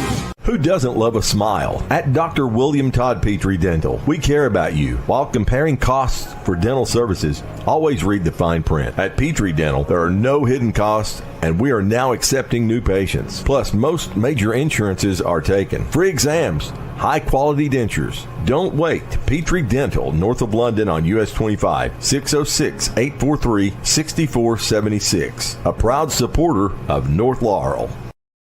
Fat Butts Barbecue has a new location in London, just north of the Kentucky State Police Post. Find our amazing menu on Facebook and online at fatbuttsbbq.com. That's PHATBUTTZBBQ.com. Whether it's a hankin' for some loaded nachos or pulled pork or sliced beef, also don't forget our delicious blown-up burnt-ends and our outstanding ranch-based potato salad. There are so many mouth-watering menu items you'll just have to taste and see for yourself. Fat Butts, lunch or dinner, US 25 north of London in the Pittsburgh Plaza. Phone 606-712-4026. Life is full of surprises. Hey, Dwight here from Larky HVAC in London, Kentucky. Do we know air? I think so. With Bryant, we are actually registered as indoor air quality experts. If you need your air heated, cooled, humidified, dehumidified, specially filtered, fresh brought in, or stale exhausted out, we are your people. Give us a call today for a free evaluation and quote on how we can help you breathe easier. Larky HVAC, your local Bryant dealer on North Mill Street in London. Call for an appointment today at 864-5146. Bryant, whatever it takes. Life is full of surprises. Some good, some unexpected. That's why you need protection for your home, your car, and your family's future. I'm Agent Jimmy Storm, your local Kentucky Farm Bureau agent, and I'll help you find personalized coverage that fits your needs and your budget. Call me today at 606-528-2030 for a free quote and a peace of mind.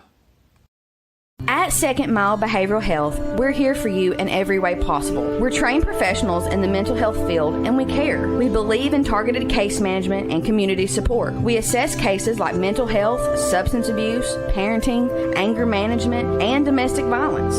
We take your needs seriously. You can find us on social media or go to secondmilebehavioral.com. Our phone number, 606-657-5504. Matthew chapter 5 verse 41 says, "And whoever compels you to go 1 mile, go with him 2. That's us, Second Mile Behavioral Health. XL Physical Therapy at 87 CVB Drive in London. Eliminate pain, improve mobility. We even offer stroke recovery, sports recovery, and we can help you avoid surgery in some cases. Take it from someone who knows. XL Physical Therapy is the best around. Phone 606-877-4673 or find XL Physical Therapy on Facebook. Let Tanya and her staff of caring professionals at XL Physical Therapy take care of you.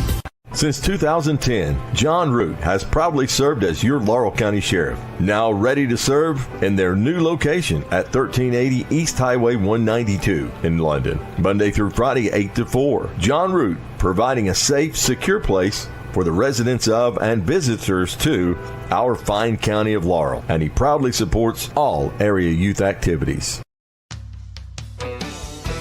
At E.C. Porter IGA in London, owners Stuart and Ernest Matt House have always took great pride in the fact that they're a locally owned business. And because of that commitment, they've taken great care of generations of local grocery customers. E.C. Porter IGA in East London on 4th Street, where we love our local student athletes and their families.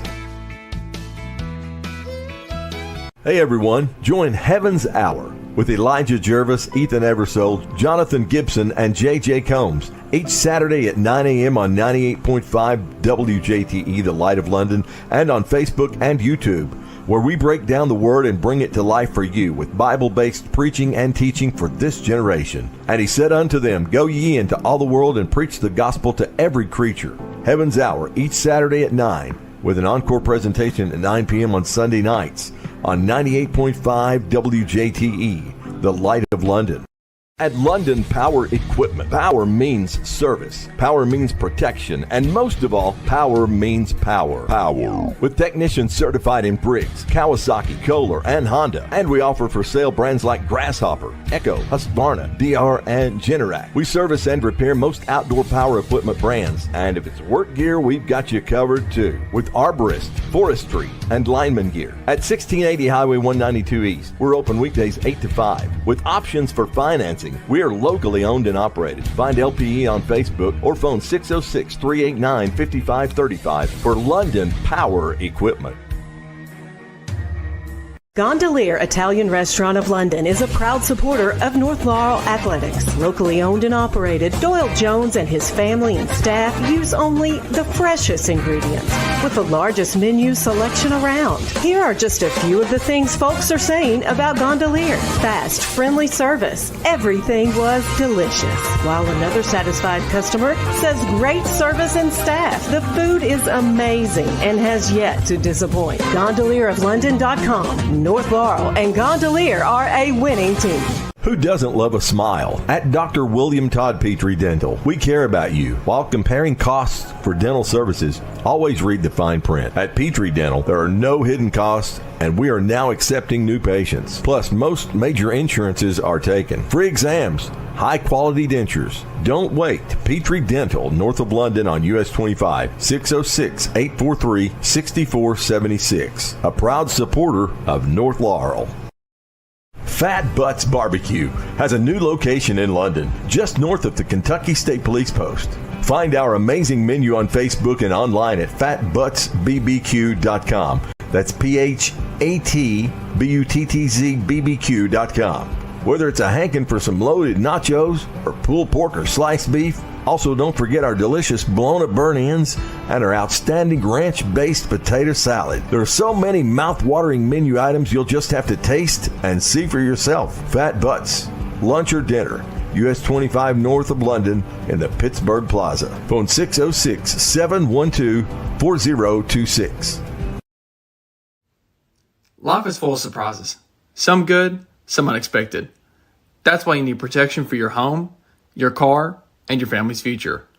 I'm Agent Jimmy Storm, your local Kentucky Farm Bureau agent, and I'll help you find personalized coverage that fits your needs and your budget. Call me today at 606-528-2030 for a free quote and a peace of mind.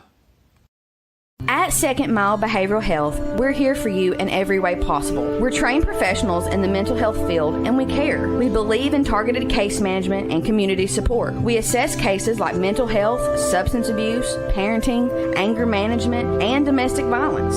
We take your needs seriously.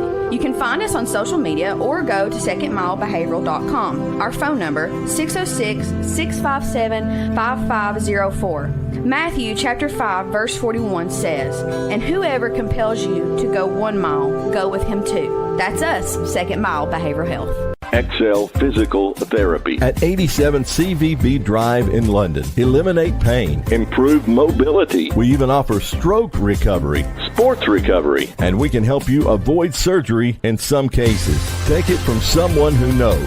XL Physical Therapy is the best around. Phone 606-877-4673 or find XL Physical Therapy on Facebook. Let Tanya and her staff of caring professionals at XL Physical Therapy take care of you. Since 2010, John Root has proudly served as your Laurel County Sheriff, now ready to serve in their new location at 1380 East Highway 192 in London, Monday through Friday 8 to 4. John Root, providing a safe, secure place for the residents of and visitors to our fine county of Laurel, and he proudly supports all area youth activities. At E.C. Porter IGA in London, owners Stuart and Ernest Matt House have always took great pride in the fact that they're a locally owned business. And because of that commitment, they've taken great care of generations of local grocery customers. E.C. Porter IGA in East London on 4th Street, where we love our local student athletes and their families. Hey everyone, join Heaven's Hour with Elijah Jervis, Ethan Eversole, Jonathan Gibson, and J.J. Combs each Saturday at 9 a.m. on 98.5 WJTE, The Light of London, and on Facebook and YouTube, where we break down the Word and bring it to life for you with Bible-based preaching and teaching for this generation. And he said unto them, Go ye into all the world and preach the gospel to every creature. Heaven's Hour each Saturday at 9, with an encore presentation at 9 p.m. on Sunday nights on 98.5 WJTE, The Light of London. At London Power Equipment, power means service, power means protection, and most of all, power means power. Power. With technicians certified in Briggs, Kawasaki, Kohler, and Honda. And we offer for sale brands like Grasshopper, Echo, Husqvarna, DR, and Generac. We service and repair most outdoor power equipment brands. And if it's work gear, we've got you covered too. With arborist, forestry, and lineman gear. At 1680 Highway 192 East, we're open weekdays 8 to 5. With options for financing. We are locally owned and operated. Find LPE on Facebook or phone 606-389-5535 for London Power Equipment. Gondolier Italian Restaurant of London is a proud supporter of North Laurel Athletics. Locally owned and operated, Doyle Jones and his family and staff use only the freshest ingredients with the largest menu selection around. Here are just a few of the things folks are saying about Gondolier. Fast, friendly service. Everything was delicious. While another satisfied customer says great service and staff. The food is amazing and has yet to disappoint. GondelierofLondon.com. North Laurel and Gondolier are a winning team. Who doesn't love a smile? At Dr. William Todd Petrie Dental, we care about you. While comparing costs for dental services, always read the fine print. At Petrie Dental, there are no hidden costs, and we are now accepting new patients. Plus, most major insurances are taken. Free exams, high-quality dentures. Don't wait. Petrie Dental, north of London on US 25, 606-843-6476. A proud supporter of North Laurel. Fat Butts Barbecue has a new location in London, just north of the Kentucky State Police Post. Find our amazing menu on Facebook and online at fatbuttsbbq.com. That's PhatButtzBBQ.com. Whether it's a hankin' for some loaded nachos or pulled pork or sliced beef, Also, don't forget our delicious blown-up burnt-ends and our outstanding ranch-based potato salad. There are so many mouth-watering menu items you'll just have to taste and see for yourself. Fat Butts, lunch or dinner. US 25 north of London in the Pittsburgh Plaza. Phone 606-712-4026.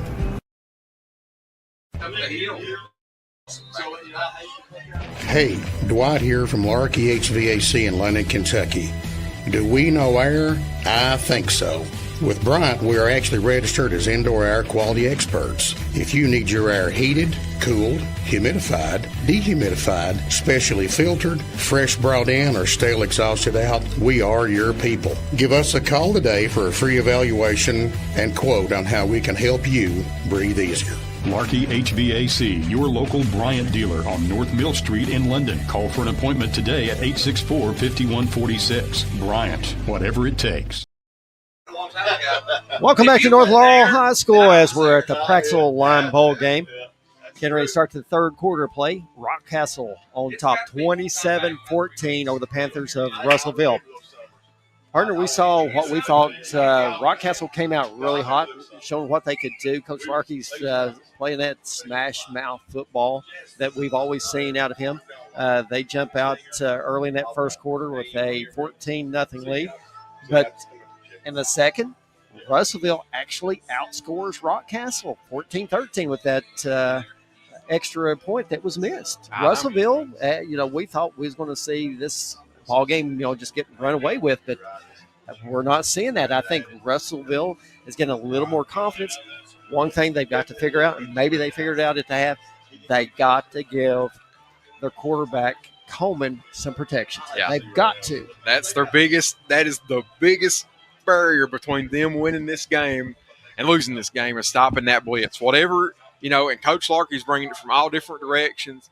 That's what they need to do this 15 minutes. We'll sit down with them offensive linemen and say, look, here's where it's coming from. Y'all need to get on top of it and stay in front of it. Some of it may be a talent discrepancy, but a lot of it is just realizing who's coming and who ain't. Because it's not like they're bringing a lot of people. It's not like they're bringing 5 or 6. They're bringing 4, they're bringing 5, and they're just bringing it from different places, and that's causing the offensive line so much trouble. Exactly right. And keeping Coleman, backpedaling pretty much. It's a shock he's hit as many throws as he has. He is taking a pounding back there tonight. Yeah. Russellville will get the ball to start this third quarter of play.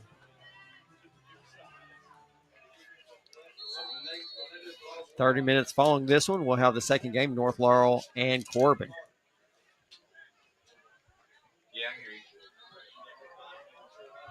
And here's the kick. It's going to be taken at the 20-yard line, going straight up the middle, across the 30, 35, 40. One man to meet. And he is going to be drugged down from behind. I tell you what a return right there by number 4, Amarius Morrow. Took it on the 20, took it all the way down to the Rockcastle 38-yard line. What a return right there by that young man. And Jack Childress for Rockcastle County made a touchdown-saving tackle. And that's the second time we've seen Amarius Morrow take a big return like that. So, man, Rockcastle County got to wake up. Got to wake up. Russellville still starting out at that empty backfield. And we saw this same look. We had quick hitters. Right there it is. It's complete behind the line of scrimmage. Gets out across the 40. 45 or 35 and steps out of bounds, they're going to say at the 33-yard line. I would run that screen to Gardner until they stop it. I would just keep doing that. Just keep running it because that's easy. That's not a hard throw. That keeps the blitz off of you. They need to just keep going back to that because it's there for them. They're overloaded. They're overloaded with blockers on this left side. They need to keep going to it. 2nd and 5 for the Panthers. Loading this left side up. Let's see if they do what you just said. And, yes, that's what they're going to do. It's complete. And I tell you, Rockcastle did a much, much better job smelling that one out. Yeah, they knew what was going to happen. Yeah. You have big number 33 right there. Blake Mullins just, destroyed the blocking. See, if it was executed right, they could have done it. But you had number 2 there for Russellville, Tywan Gordon. Just got beat on his block, and for that play to work, he's got to stop whoever's in front of him. And Mullins just blew him up and was right there on top of Gardner. Loss of 5 on the play brings that 3rd and 10 for Russellville. Ball back to the Rockcastle 38-yard line. Empty backfield, same look as the play before, 4 left, 1 right. Coleman taking the snap, looking deep, throwing deep. He's got a receiver down at the 10 and just overthrew him just a little bit. Nice pass. He didn't lead his receiver. Receiver was coming back across the field towards us, and he threw it back over his back. Unfortunately, number 11, Temple Dickerson, had no opportunity to catch the ball, but he made a heck of a catch there in the first half. Yep, and he was open on that too. He got probably a step and a half of separation, but that time Rockcastle County only brought 3, and I think every single blocker lost their block. And Morrow. And that ball nearly blocked, I tell you. They were lucky to get that kick off, but good bounce, and Rockcastle will be starting really deep in their own territory, all the way back to the 10-yard line. Great punt. I tell you, Rockcastle brought everybody on the team on that one, and it was a low kick. I don't know how it made it through them because it was head high all the way. It was head high. It was like a rope. I mean, I can't believe they didn't block that. But Coleman on that last throw never could quite get comfortable. I think that if he had a clean pocket, he could have drilled that throw to Temple Dickerson, but he just never had the opportunity. 1st and 10 for the Rockets from their own 10-yard line. Lovell going under center. Fullback field. Handing off, going straight up the middle, out to the 15. And looks like the official's going to give him the 16-yard line. Pickup of 6 for the leading rusher of Rockcastle, number 0, Isaiah Jackson. So we've seen a shift in philosophy here for Coach Larkey. We're going to go to these heavy sets now. And that's what we saw when he was at North Laurel. He really loaded up, get that extra push, and, he'd get 4, 5, 6 yards at a time. Same look, right up the middle. Man, what a run right there by Jackson. He just lowered his head and absolutely just laid it on the safety of Russellville. Yeah, LeBron Norris got knocked out. He paid for trying to make that tackle. And here is Larkey ball, power football. Yep. And we'll see if Russellville, they've got to sack up here and stop this somehow. Lovell going back under center. Right back to Jackson. Kicks it to the outside, tries to turn it upfield. Does. Got to 25, 26, and he says he steps out of bounds at the 27-yard line. Pickup of about 6 on the play. Pingleton on the carry. And LeBron Norris had that snuffed out. He chased Jackson all the way to the sideline, but Jackson, that quickness and elusiveness, he was able to break the attempted tackle by LeBron Norris. If you're LeBron Norris, you've got to wrap him up, especially when you've made the play to get him to the sideline and get him stopped. 2nd and 4 for the Rockets. Lovell going back under center. Going right back up the gut, kicking it to the outside. Number 33, Blake Mullins. Short gain. And we've got a late flag coming in from the official.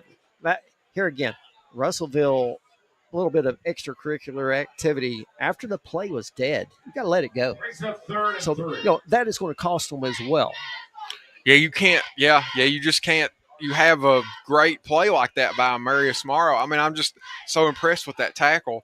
I think I'm not sure what's going on here. There's a penalty flag. I think it may be a dead ball foul right here. Yeah, I think it's going to go on number 1, Lavarian Norris. Well, daggum. That's going to give them 15. 1st and 10 from Rockcastle. Ball spotted on their own 44-yard line. And 1st and 10. And for Norris right there, your teammates made such a great play, and you got him at 3rd and 4, and you blow it. Lovell going under center, handed off right up the gut is Ledger. He's staying on his feet all the way down to 40, 35, down to about the 33-yard line. Got a 22-yard pickup on that one.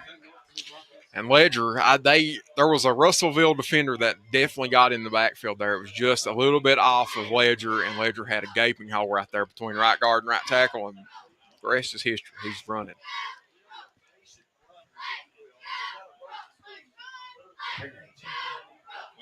And I tell you, I've been seeing this. When he was here, this was his football, and he was so successful here at North Laurel. Right back to Ledger, big hole across the 30, 25 down to the 24-yard line. He's going to be right at the first down marker, and official says second down. Going to be just a little bit short. We hadn't seen Ledger carry the ball a whole lot tonight. I think he's the second running back. Now you've got Jackson coming back in for him. But, Ledger showing that explosiveness we saw on those two special teams touchdown, the one he scored and the one that got called back. Second and short for the Rockets.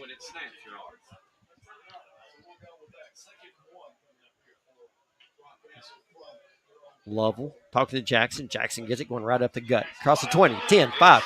Touchdown, Rockcastle. He went through the middle of that line untouched. Nobody touched him. 33-14. Man, that feels Rockcastle. Like a backbreaker for Russellville. They really that penalty down here when they had them in a 3rd and 4. That feels like that that was going to be their opportunity to stop them. Yeah, nobody touched him at all. Nobody touched him. And we just had the first instant replay of my entire life as a broadcaster. That was awesome. Adam Webb, what a man. We're taking the game to a different level. To a different level, yeah, I know. I'm going to be better at my job because of that. That's good. Hey guys, just hang on. We got a few more things to pull out of our hat coming up during the North Laurel Corbin game. Oh, we do? Absolutely. Oh, okay. Hang tight, dude. Cool. I don't even know. That's right. Adams worked hard along with North Laurel's AD. Yeah. Rockcastle going for 2, trying to get to, and he's just going to walk in, and that was too easy. Jackson, just easy 2-point conversion. Yeah, I think Russellville, feels like they've kind of thrown the towel in a little bit. They know they may not have a chance to win this one. 35-14. We'll step aside, take a 30-second break. Friday Night Lights brought to you by North Laurel Nation, the official home of North Laurel Athletics and the Jaguar Broadcasting Network. Charter bus with license plate R8Y884. Silver Porting Skate with license plate R8Y884. Who doesn't love a smile? At Dr. William Todd Petrie Dental, we care about you. While comparing costs for dental services, always read the fine print. At Petrie Dental, there are no hidden costs, and we are now accepting new patients. Plus, most major insurances are taken. Free exams, high-quality dentures. Don't wait. Petrie Dental, north of London on US 25, 606-843-6476. A proud supporter of North Laurel. Quarter, Rockcastle on top, 35-14 at the Praxel Lime Bowl game. Coming up after this one, exactly 30 minutes, North Laurel Corbin, highly anticipated football game. Oh, yeah. Big crowd, still a huge crowd just rolling in. I mean, you can see cars for as far as you can see. Yeah, love it. Kick, it's going to be taken about the 23-yard line. Out across the 30. 35, knocked out to about the 40-yard line. Nice return right there by Temple Dickerson. I tell you, we called his name a lot here lately. He seems to be the best player on this Russellville team. Oh, no. And I believe he may be down. Yeah, he is. I'll bless his heart. The newest local Kentucky Farm Bureau agent, Jimmy Storm, stands ready to assist you with any and all of your insurance needs. Jimmy is a North Laurel alum, and Farm Bureau is your place for insurance. Kentucky Farm Bureau agent Jimmy Storm, located in Southern Laurel County, proudly supports North Laurel Athletics. Also, Second Mile Behavioral Health welcomes you to this broadcast of North Laurel football. The great staff here takes care in assessing your needs through positive, uplifting consultation, and they are proud to back the green and blue of North Laurel. Tanya and her staff at Excel Physical Therapy stand ready to meet all your physical therapy needs, and they love to support the green and blue of North Laurel. See Tanya today across from North Main on CVS.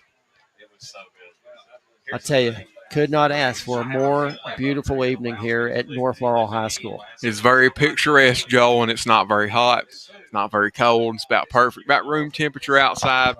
It's just real. It's real nice. It's a perfect evening to be out here to watch some football. And if you're in the listening area, you've still got time to get out here for this Corbin North Laurel game. As much as we'd love to have you listening to us on 98.5 and on our Facebook page, North Laurel Nation, you still got time. If you're in the listening area, you're within about 30 minutes of being here. So load all the kids up, come out here and see us, and watch some good football go on tonight. Smelling a lot of, I think, good food being cooked down there. They must have the grills. They got the grills really going. Fired up because I'm getting whiff of them coming through this door over here. Yeah, Adam had some walking tacos from down there, man. That's got me. I'm excited about that in between these games.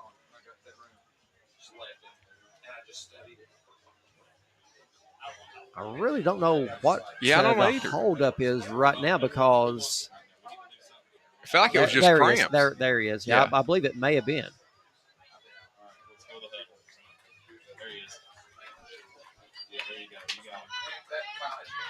But now he's having a hard time. Well, I'll tell you that. Yeah, he's not putting any weight on that left leg. The kid is really gave it everything he's got. He's played super hard. Yeah, he has, man. I mean, he's made two incredible plays for this Russellville team. Put two touchdowns on the board. I don't think they would have had otherwise if he wasn't on the field.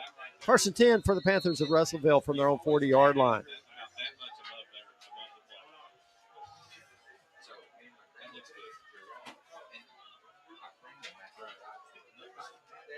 Coleman calling for it, looking to pass, and throws it into a lot of Rockets coverage. No opportunity on that one. Mm-mm. And now Rockcastle County, they've kind of keyed in on what they like to do there. They're trying those slants about 8 yards up the field, and now they've dropped two zones back into that slant and making it pretty much impossible for Coleman to throw that. And still on top of that, Coleman's still not comfortable in the pocket. He's still getting a ton of pressure put on him. Until that gets fixed, he's not going to have any success throwing the ball. 2nd and 10 for the Panthers. Want to have to find some way to put some points on the board. Man in motion to the left, leaving three receivers to the left. Quick hitter, complete at the 38. Out across the 40 to about the 44-yard line. Pickup of 3 on the play. Give him 4. Be 3rd and 6. And a big thing with that 5th defender blitzing, I'm not sure that a lot of Russellville's offensive linemen can handle somebody one-on-one, and there's a couple of them that really can't. And not having that double team to their advantage is causing them to get beat. 3rd and 6. Man in motion to the right. Coleman with it. And I tell you, he caught the ball and threw it as quick as he caught it. And the receivers didn't even have time because he knew get rid of it or he was going to get killed. And he got killed anyway. He got leveled. And they're bringing 2 linebackers off of the edge, and they are screaming at Coleman. And I tell you what they're doing. Rockcastle is timing this snap. Perfect. Today, that's another part of it, too, is they're on it quick. They have got the snap count figured out. Yep. So Russellville, really, they have no choice at this point. They've got to get points on the board. And so they're going to go for it. Coleman in the backfield with number 2, Gordon. Coleman takes the snap, looks to air it out, throwing deep, and he's going to overthrow his receiver about 5 yards. That's going to be a turnover on downs. Rockcastle have great starting field position from the Russellville 44-yard line. And there again, Rockcastle County only brought 3. They only had 3 people rushing the passer, and there were 2 of them that put pressure on Coleman enough that pass was errant. I mean, Coleman, not a bad quarterback, but the deal is if you have people on top of you all the time, you can't throw it, and they're still on the field. I thought it was 4th down, wasn't it? It was. Turnover on downs, Rockcastle football. Oh, okay. I saw Coleman lined up there, and I was like, what? Forgot he's the safety, too. Here we go. I'm fading you in. 1st and 10, Lovell back under center. Takes the snap, and right there they go. Smash mouth football right up the gut is Jackson. Staying on his feet. I mean, just kept those legs turning. He carried 3 defensive personnel from Russellville with him. Yeah. What a run. Pickup of 9. And this Russellville defensive line, they've had probably 2 to 3, 4, maybe 5 plays that they've looked pretty good. And the rest of the time, they have got it laid on them. That was another time right there. Second and 1. Ball spotted right on the 35-yard line in Russellville territory. Lovell going back under center. And quick hitter right up the middle. That's I tell you what, these plays we're seeing is what we saw at North Laurel for so many years. You're expecting that, just that power football be given straight to Jackson, following those 2 blockers. And, there all of a sudden they throw that quick hitter, first man through, number 6, Hunter Pingleton. Yeah, that's the first time we've seen him carry the ball. And, yeah, that's a great little play, handing it off to the fullback there. Yeah, we got somebody down on the field. Got another injured Russellville player. 1st and 10 for Rockcastle. I believe that's Coleman on the ground for Russellville. So if he's hurt and not able to come back in at quarterback, I don't know who else they got. He's the only one we saw got any action last week. John Root has proudly served as Laurel County Sheriff for the past 15 years, and he gladly supports all of our area student athletes. Check out their new location at 1380 East Highway 192. And Coleman's up, walking off. Just a little bit shaken up.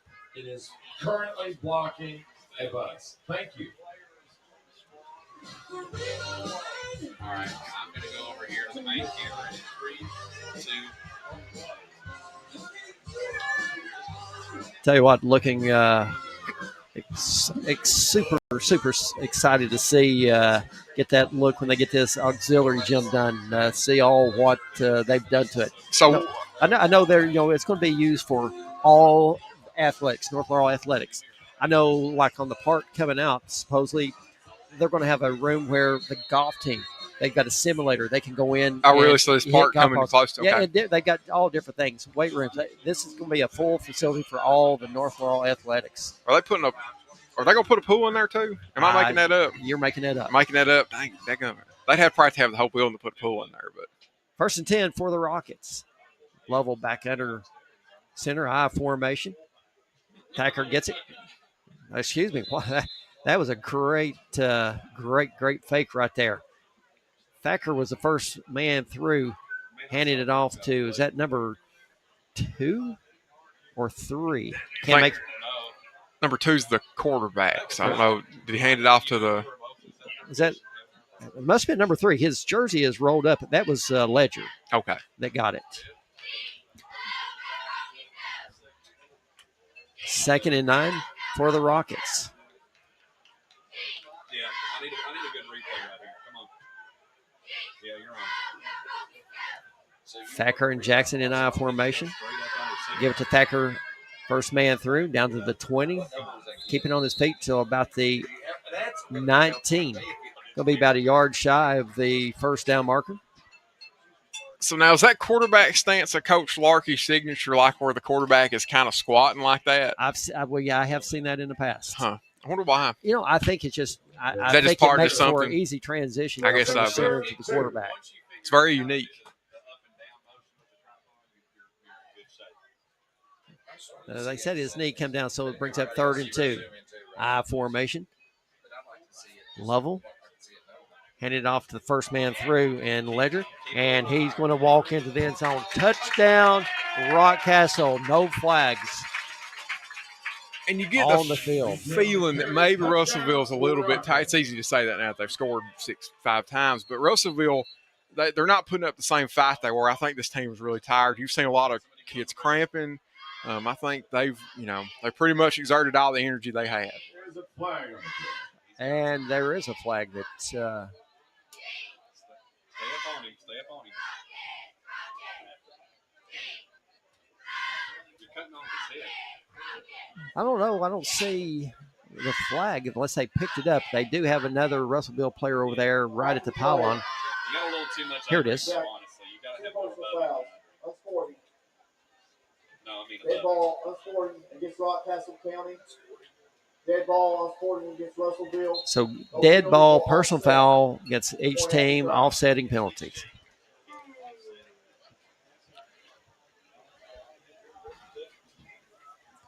Coach Larky's going to go for two here. I think they're over having that kick block. They're just going to keep on going for two the rest of the way. And we've still got a Russellville player down over there at the far pylon.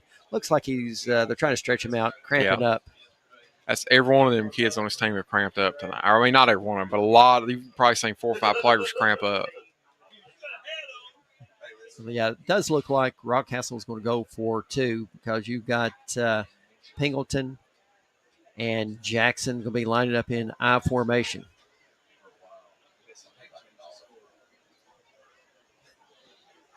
Unless they are just disguising that a little bit. Saw number 3, Xavier Ledger, really having a long conversation with one of the coaching staff, and he was looked like he's trying to direct a lot of traffic, what he was supposed to do. So we'll see here.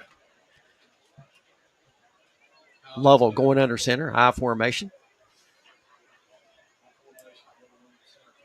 And yeah, Lovell keeps it, dives forward, and no good. What? Said, oh boy, I tell you.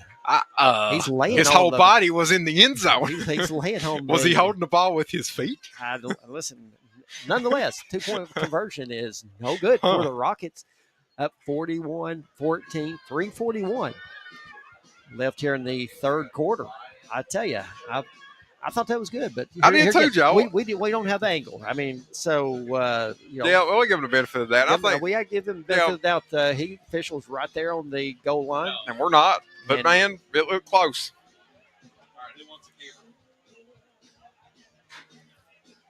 At London Power Equipment, power means. I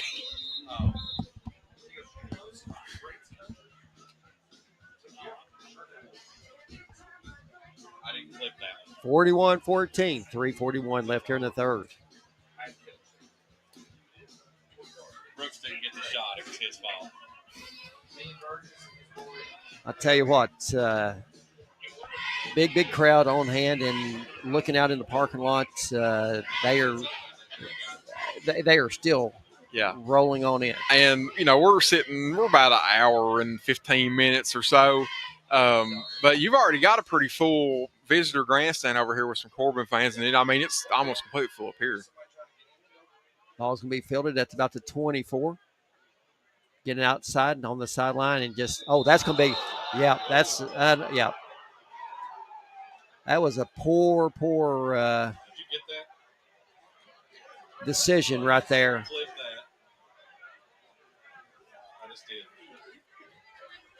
By a Rockcastle player.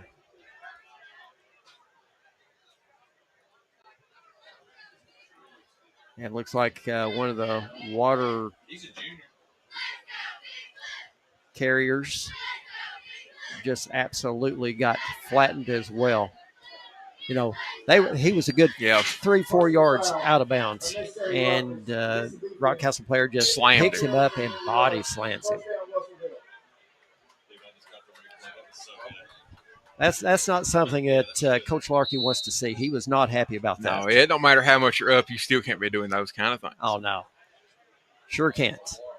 That puts the ball at the Russellville 49-yard line. Boyd to the left.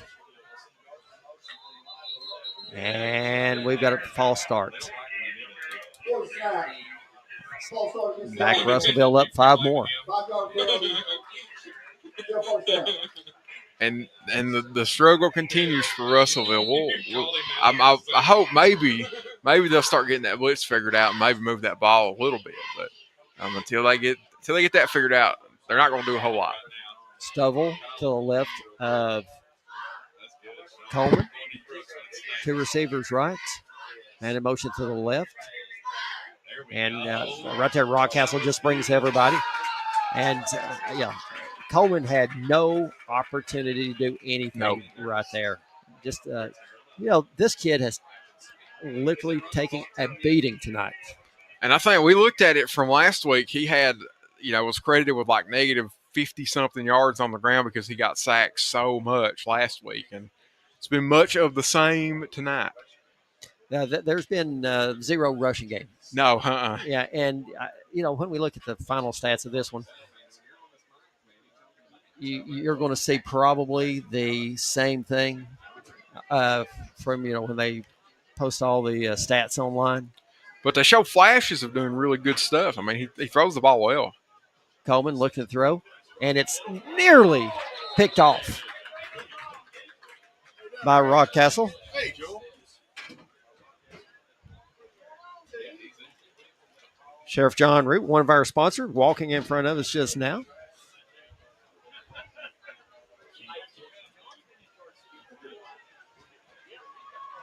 Third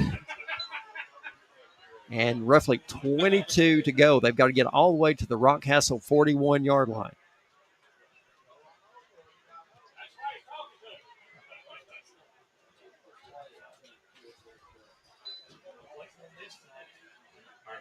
Russellville with 3 receivers to the right, 1 to the left. Coleman calls for it. Here comes everybody. Oh, Coleman's able to avoid one block. He's trying to run it and gets knocked out of bounds at the 35. And going to lose probably about 1 on the play, bringing up 4th down. And Connor Wright is a defensive back. He's not a pass rusher, not a linebacker. He's just coming off of the edge every time. And he is causing Coleman to have to run for his life a lot of times. Anytime that he comes off the edge, nobody's getting in front of him, nobody can block him, and he's instantly putting pressure on Coleman. He's done that probably 8 or 9 times tonight.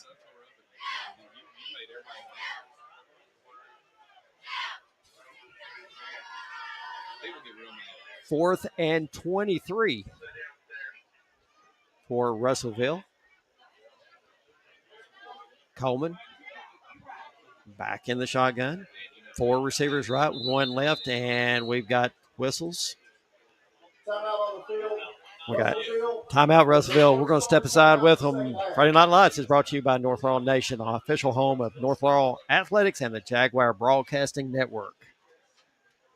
Hey, Dwight here from Larky HVAC in London, Kentucky. Do we know air? I think so.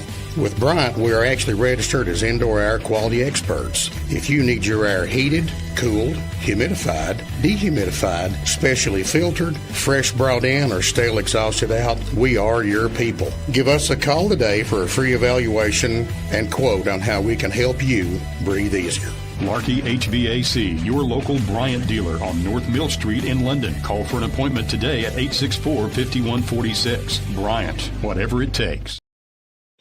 41-14, 2:38 left here in the third quarter at the Praxel Lime Bowl game between Rockcastle and Russellville Panthers. 30 minutes following the conclusion of this one, we'll have North Laurel and Corbin. Highly anticipated game. I know North Laurel is going to be super pumped for that one. 4th and 23, Coleman calling for it. Quick hitters complete out to 30. And got to 40, 45, 50. 40. He's got enough for a first down. I tell you, that was going to be a trick play because it was originally set up. He threw it behind the line of scrimmage to number 11, Temple Dickerson. And he caught the ball, and he was getting ready to throw it, but he saw the Rockcastle defender bearing down, so he just tuck it and went for 23 and a half yards, enough for a first down. That's wild. I mean, 23, it's crazy. Gosh almighty. And Rockcastle, you cannot have that. Yeah, not good. 1st and 10 for Russellville. Right here it is again, and it's complete. And ain't that illegal? Yeah, that's going to be illegal for a pass. It was complete back here at the 45-yard line. Huh.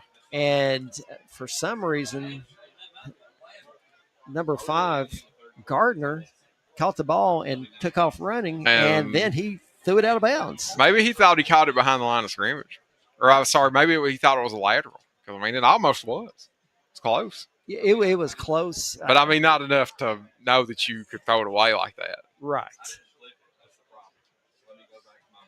I don't know. That was the entire See, because it seems like he almost knew he could do that. It's like he felt like. Well, I think he was supposed to have done that in the beginning as soon as he caught the football. Oh, You think he's supposed to throw it? You think so? Yes.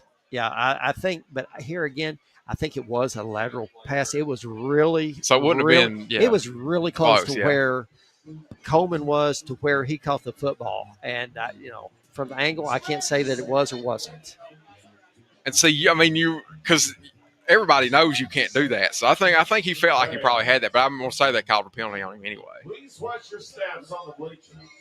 Please use handrails and take the time with you whatever you see. But that was that screen play again that they had been running, and that was. And that is what it is. So it's 5-yard penalty plus a loss of down. Well, yeah, that's obviously the official saw it better than we did, and that's probably more than likely the right call. 2nd and 20 for the Panthers. Coleman sent back in the gun.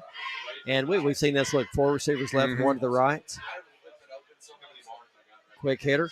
And it's complete out to 45 to number 11, Temple Dickerson. But he turns, take off, and his feet just went out from under him.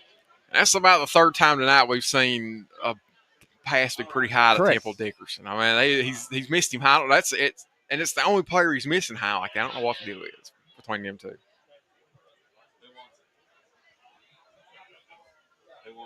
Panthers got 4 left, 1 right. Coleman staying back there in the gun.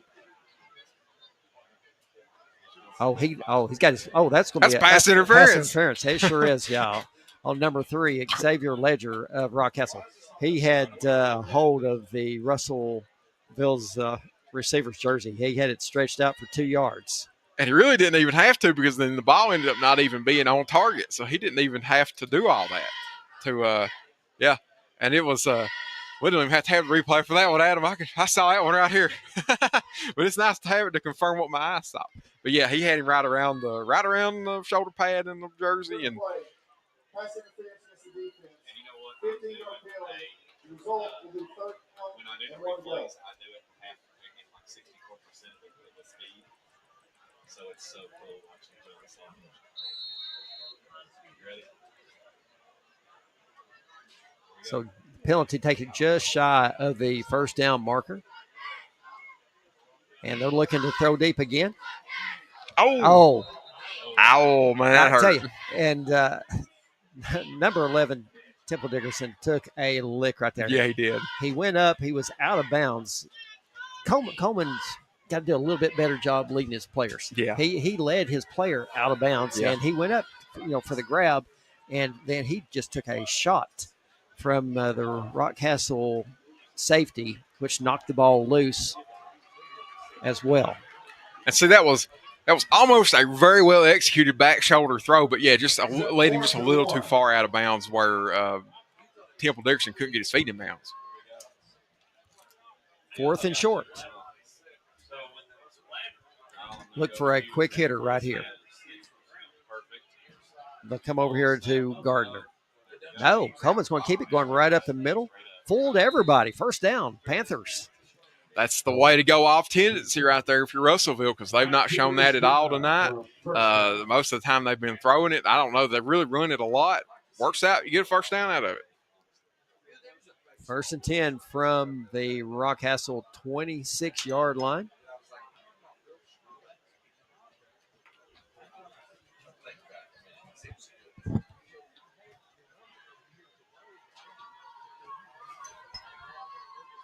(41-14), 1:05 left here in the 3rd.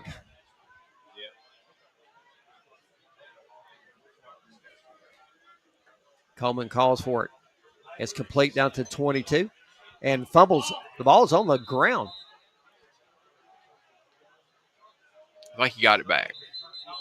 And we've got another Russellville player shaken up.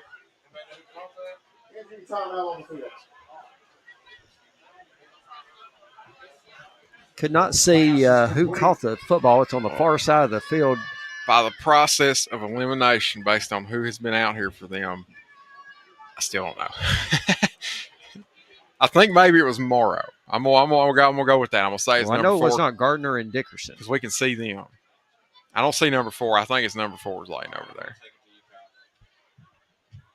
nonetheless, we're seeing a lot of the players, all the players that's went down, we're seeing them cramp up. Yeah.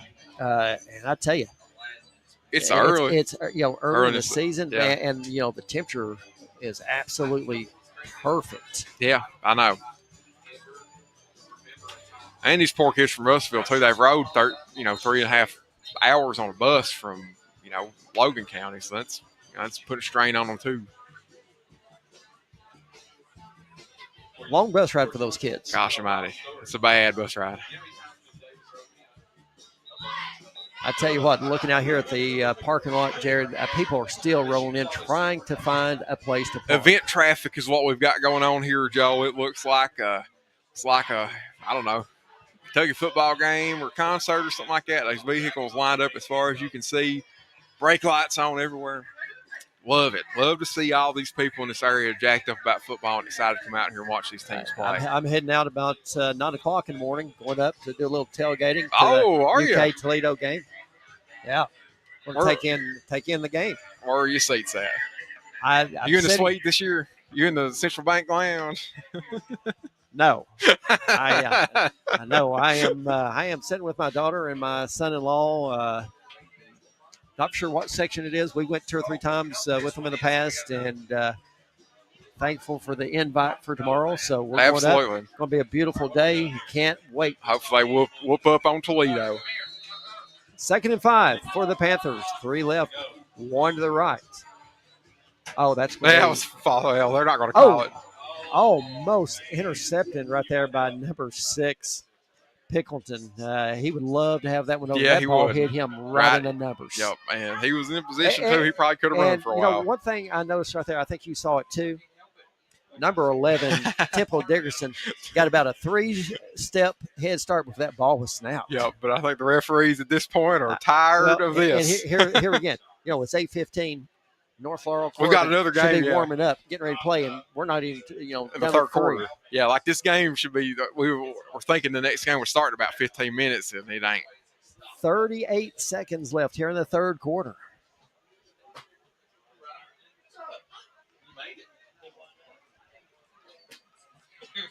Four receivers to the left, 1 to the right. 3rd and 5. Coleman takes the snap, dropping back, looking to pass. He gets leveled again, throws it in the end zone. Caught it! Wow. Touchdown! What a catch by number 5, Jamarian Gardner. How about that? What a catch.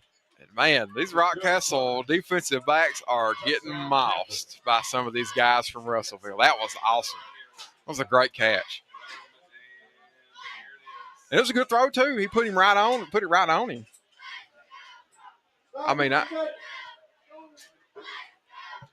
What a catch by that young man. He was about to get smacked, too.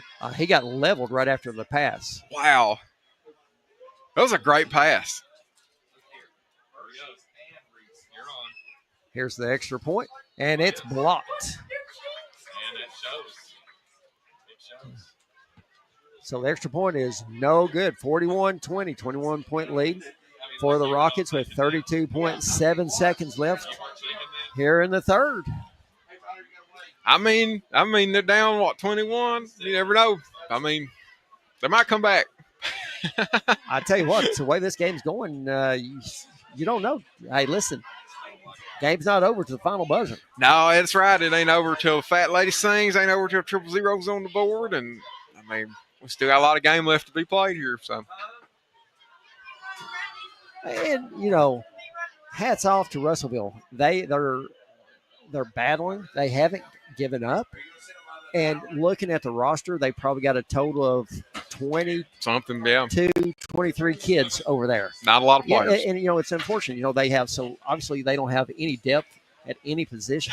They can't afford to lose anybody. Right. And, so these guys are giving it right, all. Yeah, and they're killed. And they're having to play both ways too, because most of they've still got there's probably 5 to 6 players that aren't playing at all. So you've got the same players playing on both sides, and they are killed.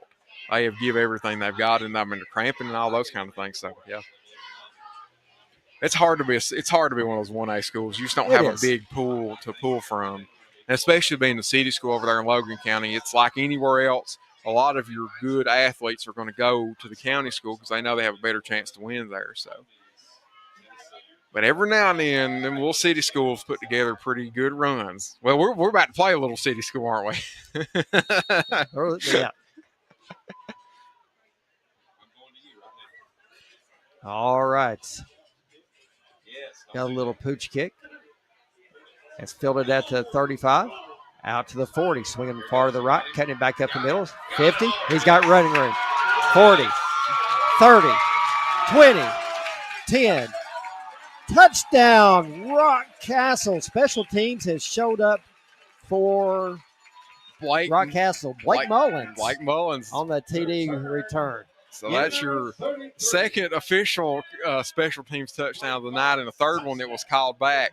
And man, that Russellville, they are tired. I mean, they were their tongues were hanging out on that on the kickoff. So, but man, Blake Mullins put the burners on.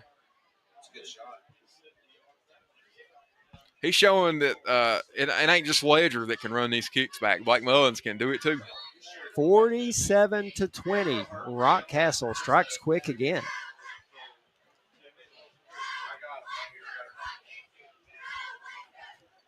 Rockcastle lining up to go for two. Tired of them kicks being blocked. Lovell going under center, I formation, and we've got movement up front. Looks like the tight end over there got a little bit anxious, and that would have been number 1, Connor Wright. Back it up 5. And looks like they're going to bring in the kicking team. Number 17, Phoenix Pittman, coming on the field for the extra point. And we don't have it's 17 on Russellville that's been blocking these kicks. I don't think we have him on our roster, but we'll see if they've figured out how to block him this time. Pittman got a little bit excited when he got the call. He ran off, left his tee there, had to run back and get it. You're going to be putting the ball down right at the 15-yard line. Let's see if they get this one off just a little bit quicker. That's a good snap. And blocked again. Blocked again right there. Coming straight up the middle was number 51, Drayden Elliott, to knock it down. Coach Larkey's going out there to talk to him. Extra points it's only one, but they're really important. Yeah, they're very crucial because the other team more than likely can hit them. And Rockcastle County, they've shown a little chink in the armor tonight because they're having trouble with that. I don't think they've really had a clean extra point all night. It's always been in danger of getting blocked. That time it come from a different spot. It wasn't even off the edge. The first 4 were off the edge. That's where the pressure was coming from. That time come straight up the middle, and they blocked it. So that's something they've got to work on this week. 47-20, 19.3 seconds left here in the third.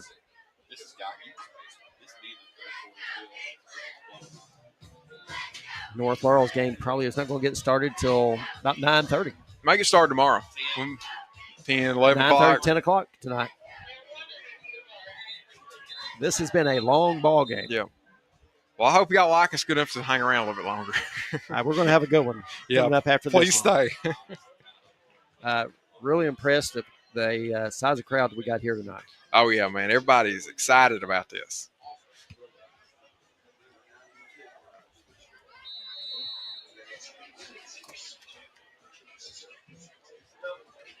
Temple Dickerson and Norris back deep for Russellville.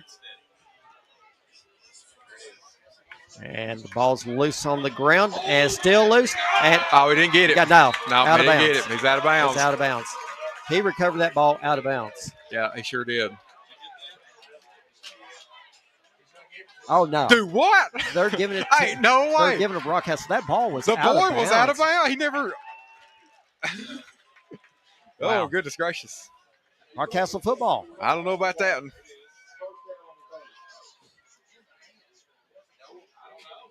What makes you think? I mean, he had that possession before he goes out. He grabbed the ball. He grabbed the ball. But he was like midair. It was still there. He had it. So, go back. We're going to get, fortunately, we have the we have the replay available tonight, so we'll see what it shows. Nah, man, his elbow was out of bounds when he got that ball. They did not recover that. His elbow was on the white. 47-20, 14.3 seconds left. Rockcastle in Russellville's territory from the 30. I like it, though. She did a good call. Yeah, it is. It's a home run call right there. Pingleton getting it, goes straight up the middle, and goes for a short gain of 3. And that's going to do it for 3 quarters of play. Rockcastle on top, 47-20 at the Praxel Line Bowl game. Friday Night Lights is brought to you by North Laurel Nation, the official home of North Laurel Athletics and the Jaguar Broadcasting Network and WJTE 98.5. Hey, Dwight here from Larky HVAC in London, Kentucky. Do we know air? I think so. With Bryant, we are actually registered as indoor air quality experts. If you need your air heated, cooled, humidified, dehumidified, specially filtered, fresh brought in, or stale exhausted out, we are your people. Give us a call today for a free evaluation and quote on how we can help you breathe easier. Larky HVAC, your local Bryant dealer on North Mill Street in London. Call for an appointment today at 864-5146. Bryant, whatever it takes. Let me tell you something, Joe. If Coach, what's his name, Chris Larky, if he kicks the extra point and keeps us from getting running clock, I'm going to be on his porch. 9-1 versus Paintsville, 10-1 versus Fleming, and 0-13. That was not a recovery. I don't. Hey, Dwight here from Larky HVAC in London, Kentucky. Do we know air? I think so. With Bryant, we are actually registered as indoor air quality experts. If you need your air heated, cooled, humidified, dehumidified, specially filtered, fresh brought in, or stale exhausted out, we are your people. Give us a call today for a free evaluation and quote on how we can help you breathe easier. Larky HVAC, your local Bryant dealer on North Mill Street in London. Call for an appointment today at 864-5146. Bryant, whatever it takes. 47-20 as we get set to start the 4th quarter of play. Lovell going under center. Hands it off, first man through. Across the 20, down to the 17 is Pingleton. Nice pickup right there. That for a Rockcastle first down. That carry's good for a first down. Rockcastle. Yeah, and that's the second time. Keep that ball on the ground and keep the clock running. Please. On behalf of everybody. And that's something here. I'll tell you right now. Coach Larky will not put this ball in the air Praise unless God. he absolutely has to. That's just not his style. Praise God. He will keep it on the ground. That's a good thing. Lovell going back under center. And right there, nice play. Going the other direction is Jackson sound on his feet. Touchdown, Rockcastle. No flags on the turf. So the TD is good. They're going to kick the – looks like they're going to kick the – Are they kicking the PAT? PAT, Oh, yep. You're kidding. Nope. Oh, Coming on. you're joking. To do the kicking is Phoenix Pittman. For those of you following along at home, we are 2 points away from a running clock. But Coach Larky, I think he's wanting to work on this kicking game because it's really, really struggled tonight. That's part of it. Look, they're allowed to play this game the way they want to, and whatever we want up here don't matter. That's exactly right. Maybe they're running fake. Pittman on for the extra point. And it's up. And this one is no good. Misses another one. Well, see, what this allows Coach Larky is the opportunity to have more plays for all these players he's about to bring in to get them more experience. It was probably a very intentional decision to not go for 2 because he needs all the time in the world he can get to try to get these players playing a little bit better for next week. 53-20, 11-17 left here in the 4th quarter. But selfishly, you wish that I would have went for 2. And hang tight with us, guys. We've got another one coming up. Hopefully that one is going to be a barn burner. Yep. Stay up late with us tonight. Get some coffee. We'll have a good time, we promise.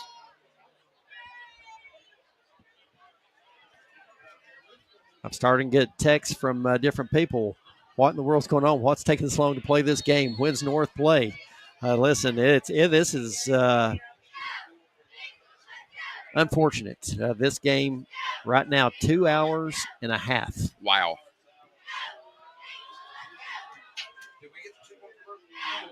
And it's fielded out to 20. Trying to shake him, move a couple defenders, and gets out to about the 31. Temple Dickerson on the carry.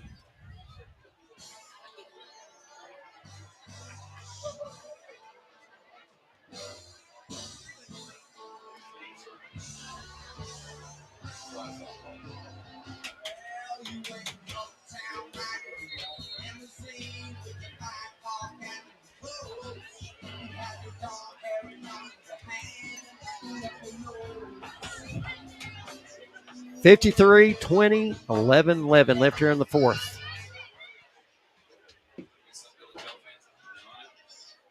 Coleman staying back in the gun. To his right is Gardner. 3 receivers right, 1 left. Coleman takes a snap. It's complete to Gardner out to 25, to the 30, 35, knocked out of bounds about the 31. Pick up a 4 on the play, brings up 2nd and 6 for the Panthers. And Russellville really loves that screen. They went to it a whole lot, and they should, because that's one of the best plays they've got in their playbook. It's real simple to run, and especially when you've got those defenders on the other side kind of mismatched and you don't have enough over there, it does make a lot of sense for them to run that screen over there to Jamarian Gardner. And he can catch it. I don't think he's dropped that screen all night. Same look, only to the left. Coleman calls for it, and right there it is. It's complete to Gardner out across 35, 40, 45, 50, and he's ran out of bounds. First down, Panthers. We're seeing a little life out of this Russellville team. Really, this has been the only play that has honestly worked with any consistency. Yeah. First and 10 from the 50. Bringing the 4-man crew to the right this time, near us. Coleman calls for it, and there it is. Gardner with the catch at the 45, out to the 50, staying on his feet, cuts back to the middle, and a host of Rockcastle Rockets slams into the ground. They're going to give him forward progress, give him about 3 on the play, bringing up 2nd and 7. And when they block it properly, like you said there, this is one of the best tricks in the bag that they've got for this Russellville team. I should just keep on running that. I mean, that's what I would do.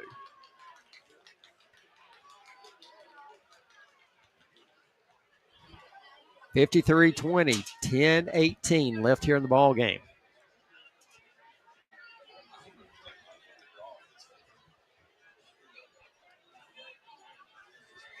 I think our boss, Kip, took me serious, said we're going to have food to get through this game. And he said Timmy was bringing food, and I say, Timmy, coming up the steps. Timmy's got hot dogs, boys. What about him? Timmy, what a man. 2nd and 7. And we've got whistles on the play.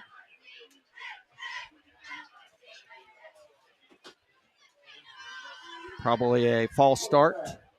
And it is. False start against Russellville. Jag fans, let me tell you what kind of play-by-play guy you got. He was calling that the whole time while he was bringing this food in this booth. That was very impressive. Listen, keep one eye on the field, one eye on Timmy coming up the steps. Yeah. Timmy's a great guy. Huge North Laurel supporter. Oh, yeah. We love Timmy.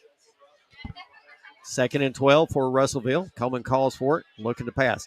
And he overthrows his intended receiver. Had him open right there is Gardner.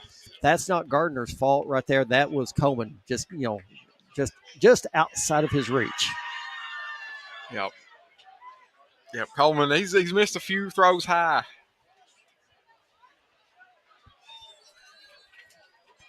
Third and 12 for the Panthers.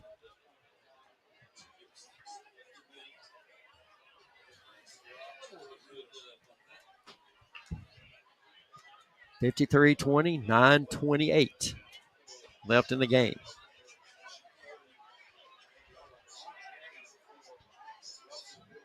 A little bit different look here. Yeah, I was going to say, we haven't seen this. Two each way. Coleman calls for it, trying to give a little bit of blocking. Coleman's being flushed out of the pocket, and he just does not get it back to the line of scrimmage. That should be a flag right there. And they just going to let that one go. I don't blame them. 4th and 12.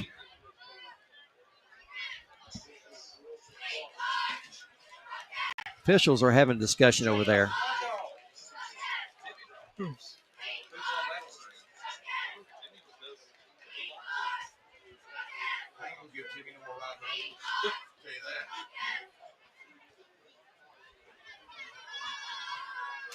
Oh, yeah, they're going to get him for it.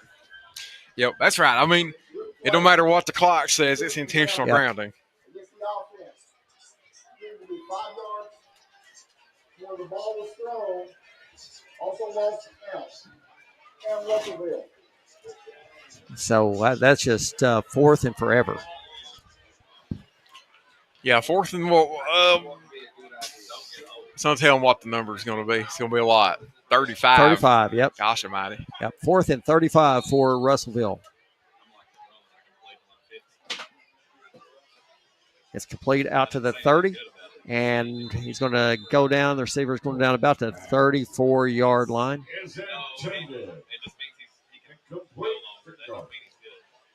The one thing about Temple Dickerson is he's got incredible hands. He's able to haul in those kind of air-mailed balls that Coleman throws his way. And he's still down on the sideline. Yeah. He's cramping up.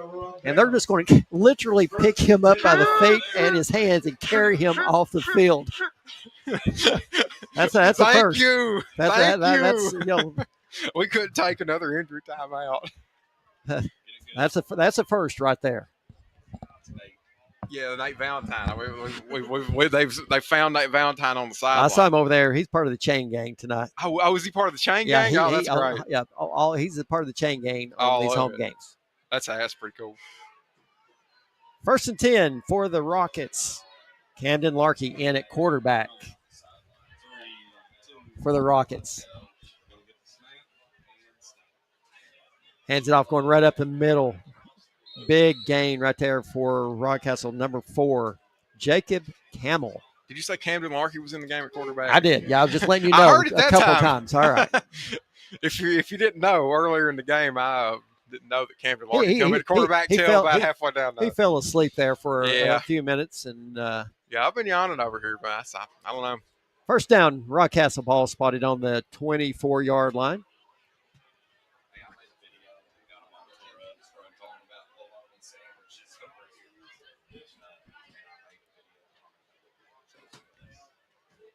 Another Larkey product going through the ranks. Going under center. Dylan Burke in the backfield. Larkey keeps it going straight up the gut. Down the 20, staying on his feet. 15, and falls forward. Gets to about to 13. That's going to be another first down for Rockcastle. And the clock keeps on rolling. Camden Larkey. So that's one of the players I think they're getting a lot of experience here. So Camden Larkey, is he? I'm sure he's related to him somehow. Is that his son? Son. Okay. Youngest son. Makes a lot of sense.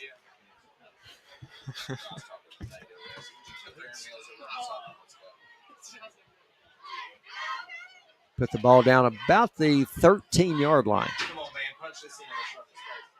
Larkey going back under center. Takes the snap. Hands it off to number 4. And touchdown, Rockcastle. Jacob Camel on the carry. 14-yard carry. There was a lot of excitement out of this crowd below us for that touchdown. You could actually hear the fans cheering about that. I have no idea why they're excited about that score.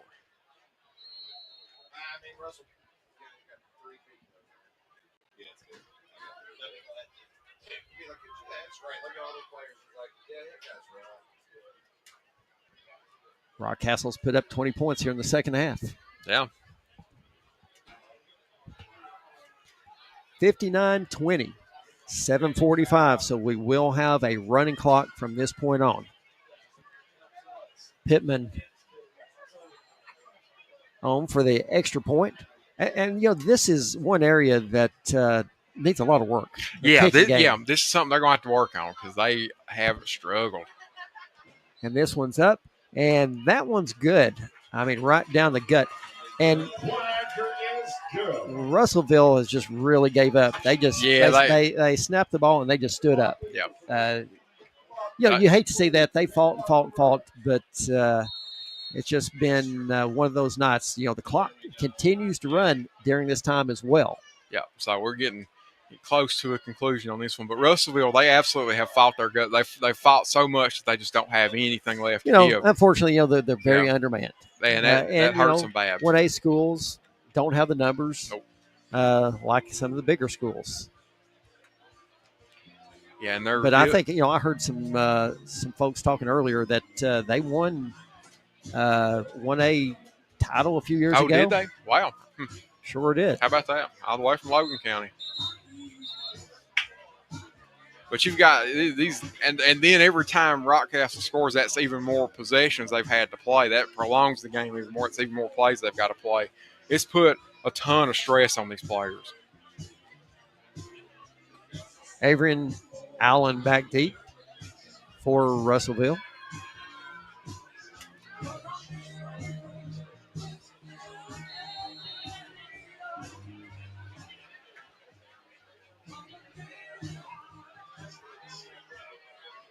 Here's the kick. Line drive kick. It's going to hit at the 20, down to the 10. It's still in play, and it rolls out of bounds right at the 10-yard line.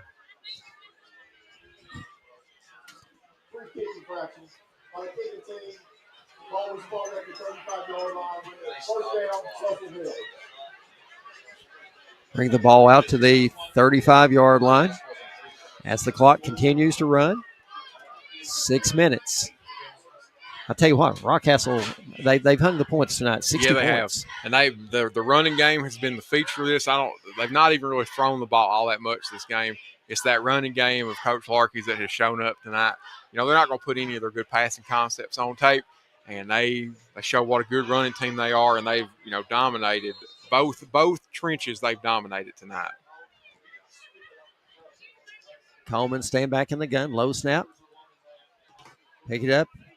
Looking to get rid of it and finds his receiver down at the 45-yard line, standing wide open. Ball hits him straight in the hands and drops it.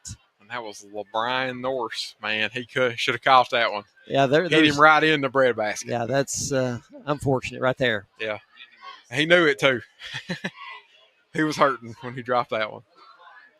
He dropped it, and all he could do is just kind of clap his hands. Dadgummit. Tough break. Yeah.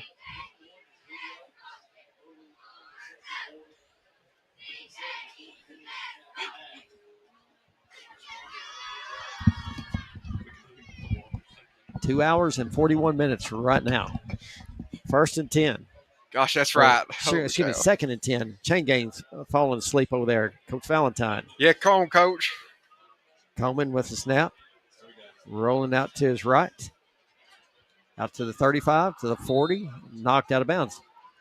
No, we've got a new quarterback in. That's number 9. Let's see. Randall Murrow. Yeah, okay.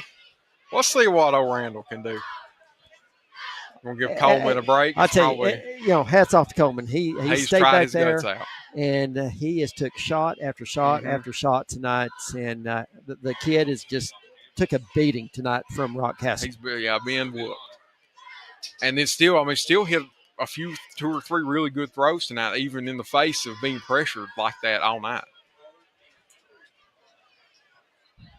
Murrow back in the gun. 2 receivers left, 2 right. Takes the snap, dropping back, looking to pass, and overthrows his receivers badly.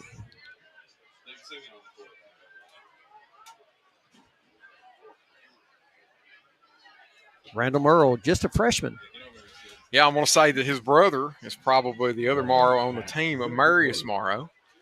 Just a freshman, trying to learn a little bit here tonight. And that's all right. Yeah, they may be putting together the next championship run with him. You never can tell.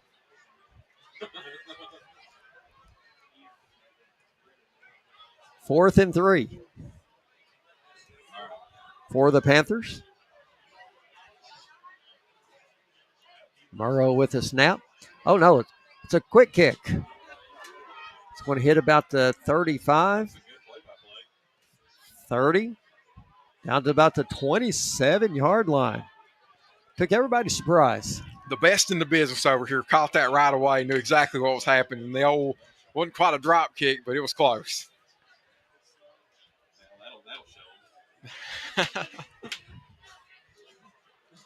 First and 10, Rockcastle. Ball spotted on the 27-yard line.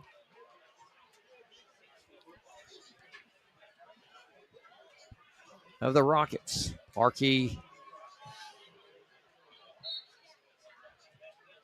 No, we got a new quarterback in for Rockcastle, A.J. Martin. Okay. Going right up the gut. Out to 35, 40, 50, down to the 47-yard line. What a run right there by number 20, James Hughes, a freshman. Yeah. I'll tell you what, now he hit that line 100 miles an hour. Yep. So they got some speed Big on run right there. their second line. They've got some speed. Rockcastle County does. Nice run right there. Oh yeah. Carries good for a first down. First and 10, Rockets. They go right back to number 22, Caleb Howard. Another freshman. Picks up 7 on the play. Brings up 2nd and 3. You get to see the future of the Rockcastle Rockets. 122 and counting.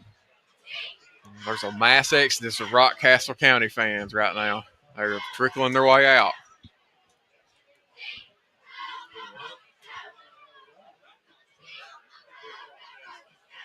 Hands off to number 18, Ray. All the way 30, 25, 20, 15, and we got flags on the field, probably going to be holding. I'd say so. That one's going to come back. Unfortunately, that was a heck of a run right there. It sure was. But that may have contributed to why it was a heck of a run. It may have. It's one of your freshman offensive linemen or second-year offensive.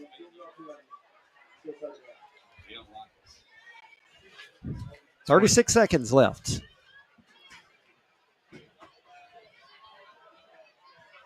We get game number 2 underway.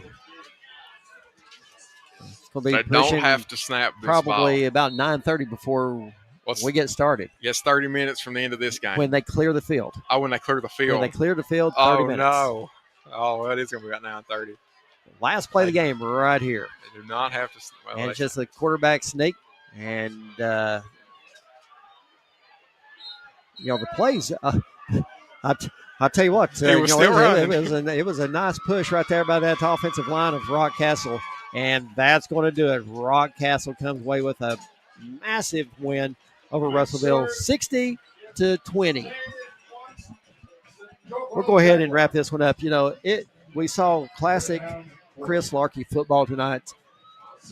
I talked to Coach Dacry Larkey before the game. I said, okay, what are we going to see? About 90-10% to run pass. He said, oh, no. You'll see a lot less than that. But I think we saw about 90 to 10% yep, that's run pass breakdown on that one. That's what they did, and they run this Russellville team over. And that's what we expected from them. And Russellville, they fought real hard too. We have to be very impressed with this team. Really they never gave up until that fourth really quarter, over. And that's when they were gassed. They don't have the players to come in. They have no depth at any position. Coleman took a beating back there tonight, but hats off to them. They gave all they could. They fought 0-2. Rockcastle goes to 2-0. That's going to do it for game 1. Once they get the field clear, the clock will start for 30 minutes, and we'll have Corbin, North Laurel. And we'll be back for a pregame shortly. Friday Night Lights brought to you by North Laurel Nation, the official home of North Laurel Athletics and Jaguar Broadcasting Network and WJTE 98.5. You've been listening to North Laurel Football on your home for North Laurel Athletics. WJTE, the Light of London, and North Laurel Nation on Facebook and YouTube. Presented by London Power Equipment, Kentucky Farm Bureau Agent Jimmy Storm, EC Porter IGA, Second Mile Behavioral Health, XL Physical Therapy, Morrow County Sheriff John Root, plus Gondolier Italian Restaurant, Petrie Dental Services, Evans Hour on your radio, and Fat Butts Barbecue. Thank you for joining us. Until we meet again on the Jaguar Broadcasting Network.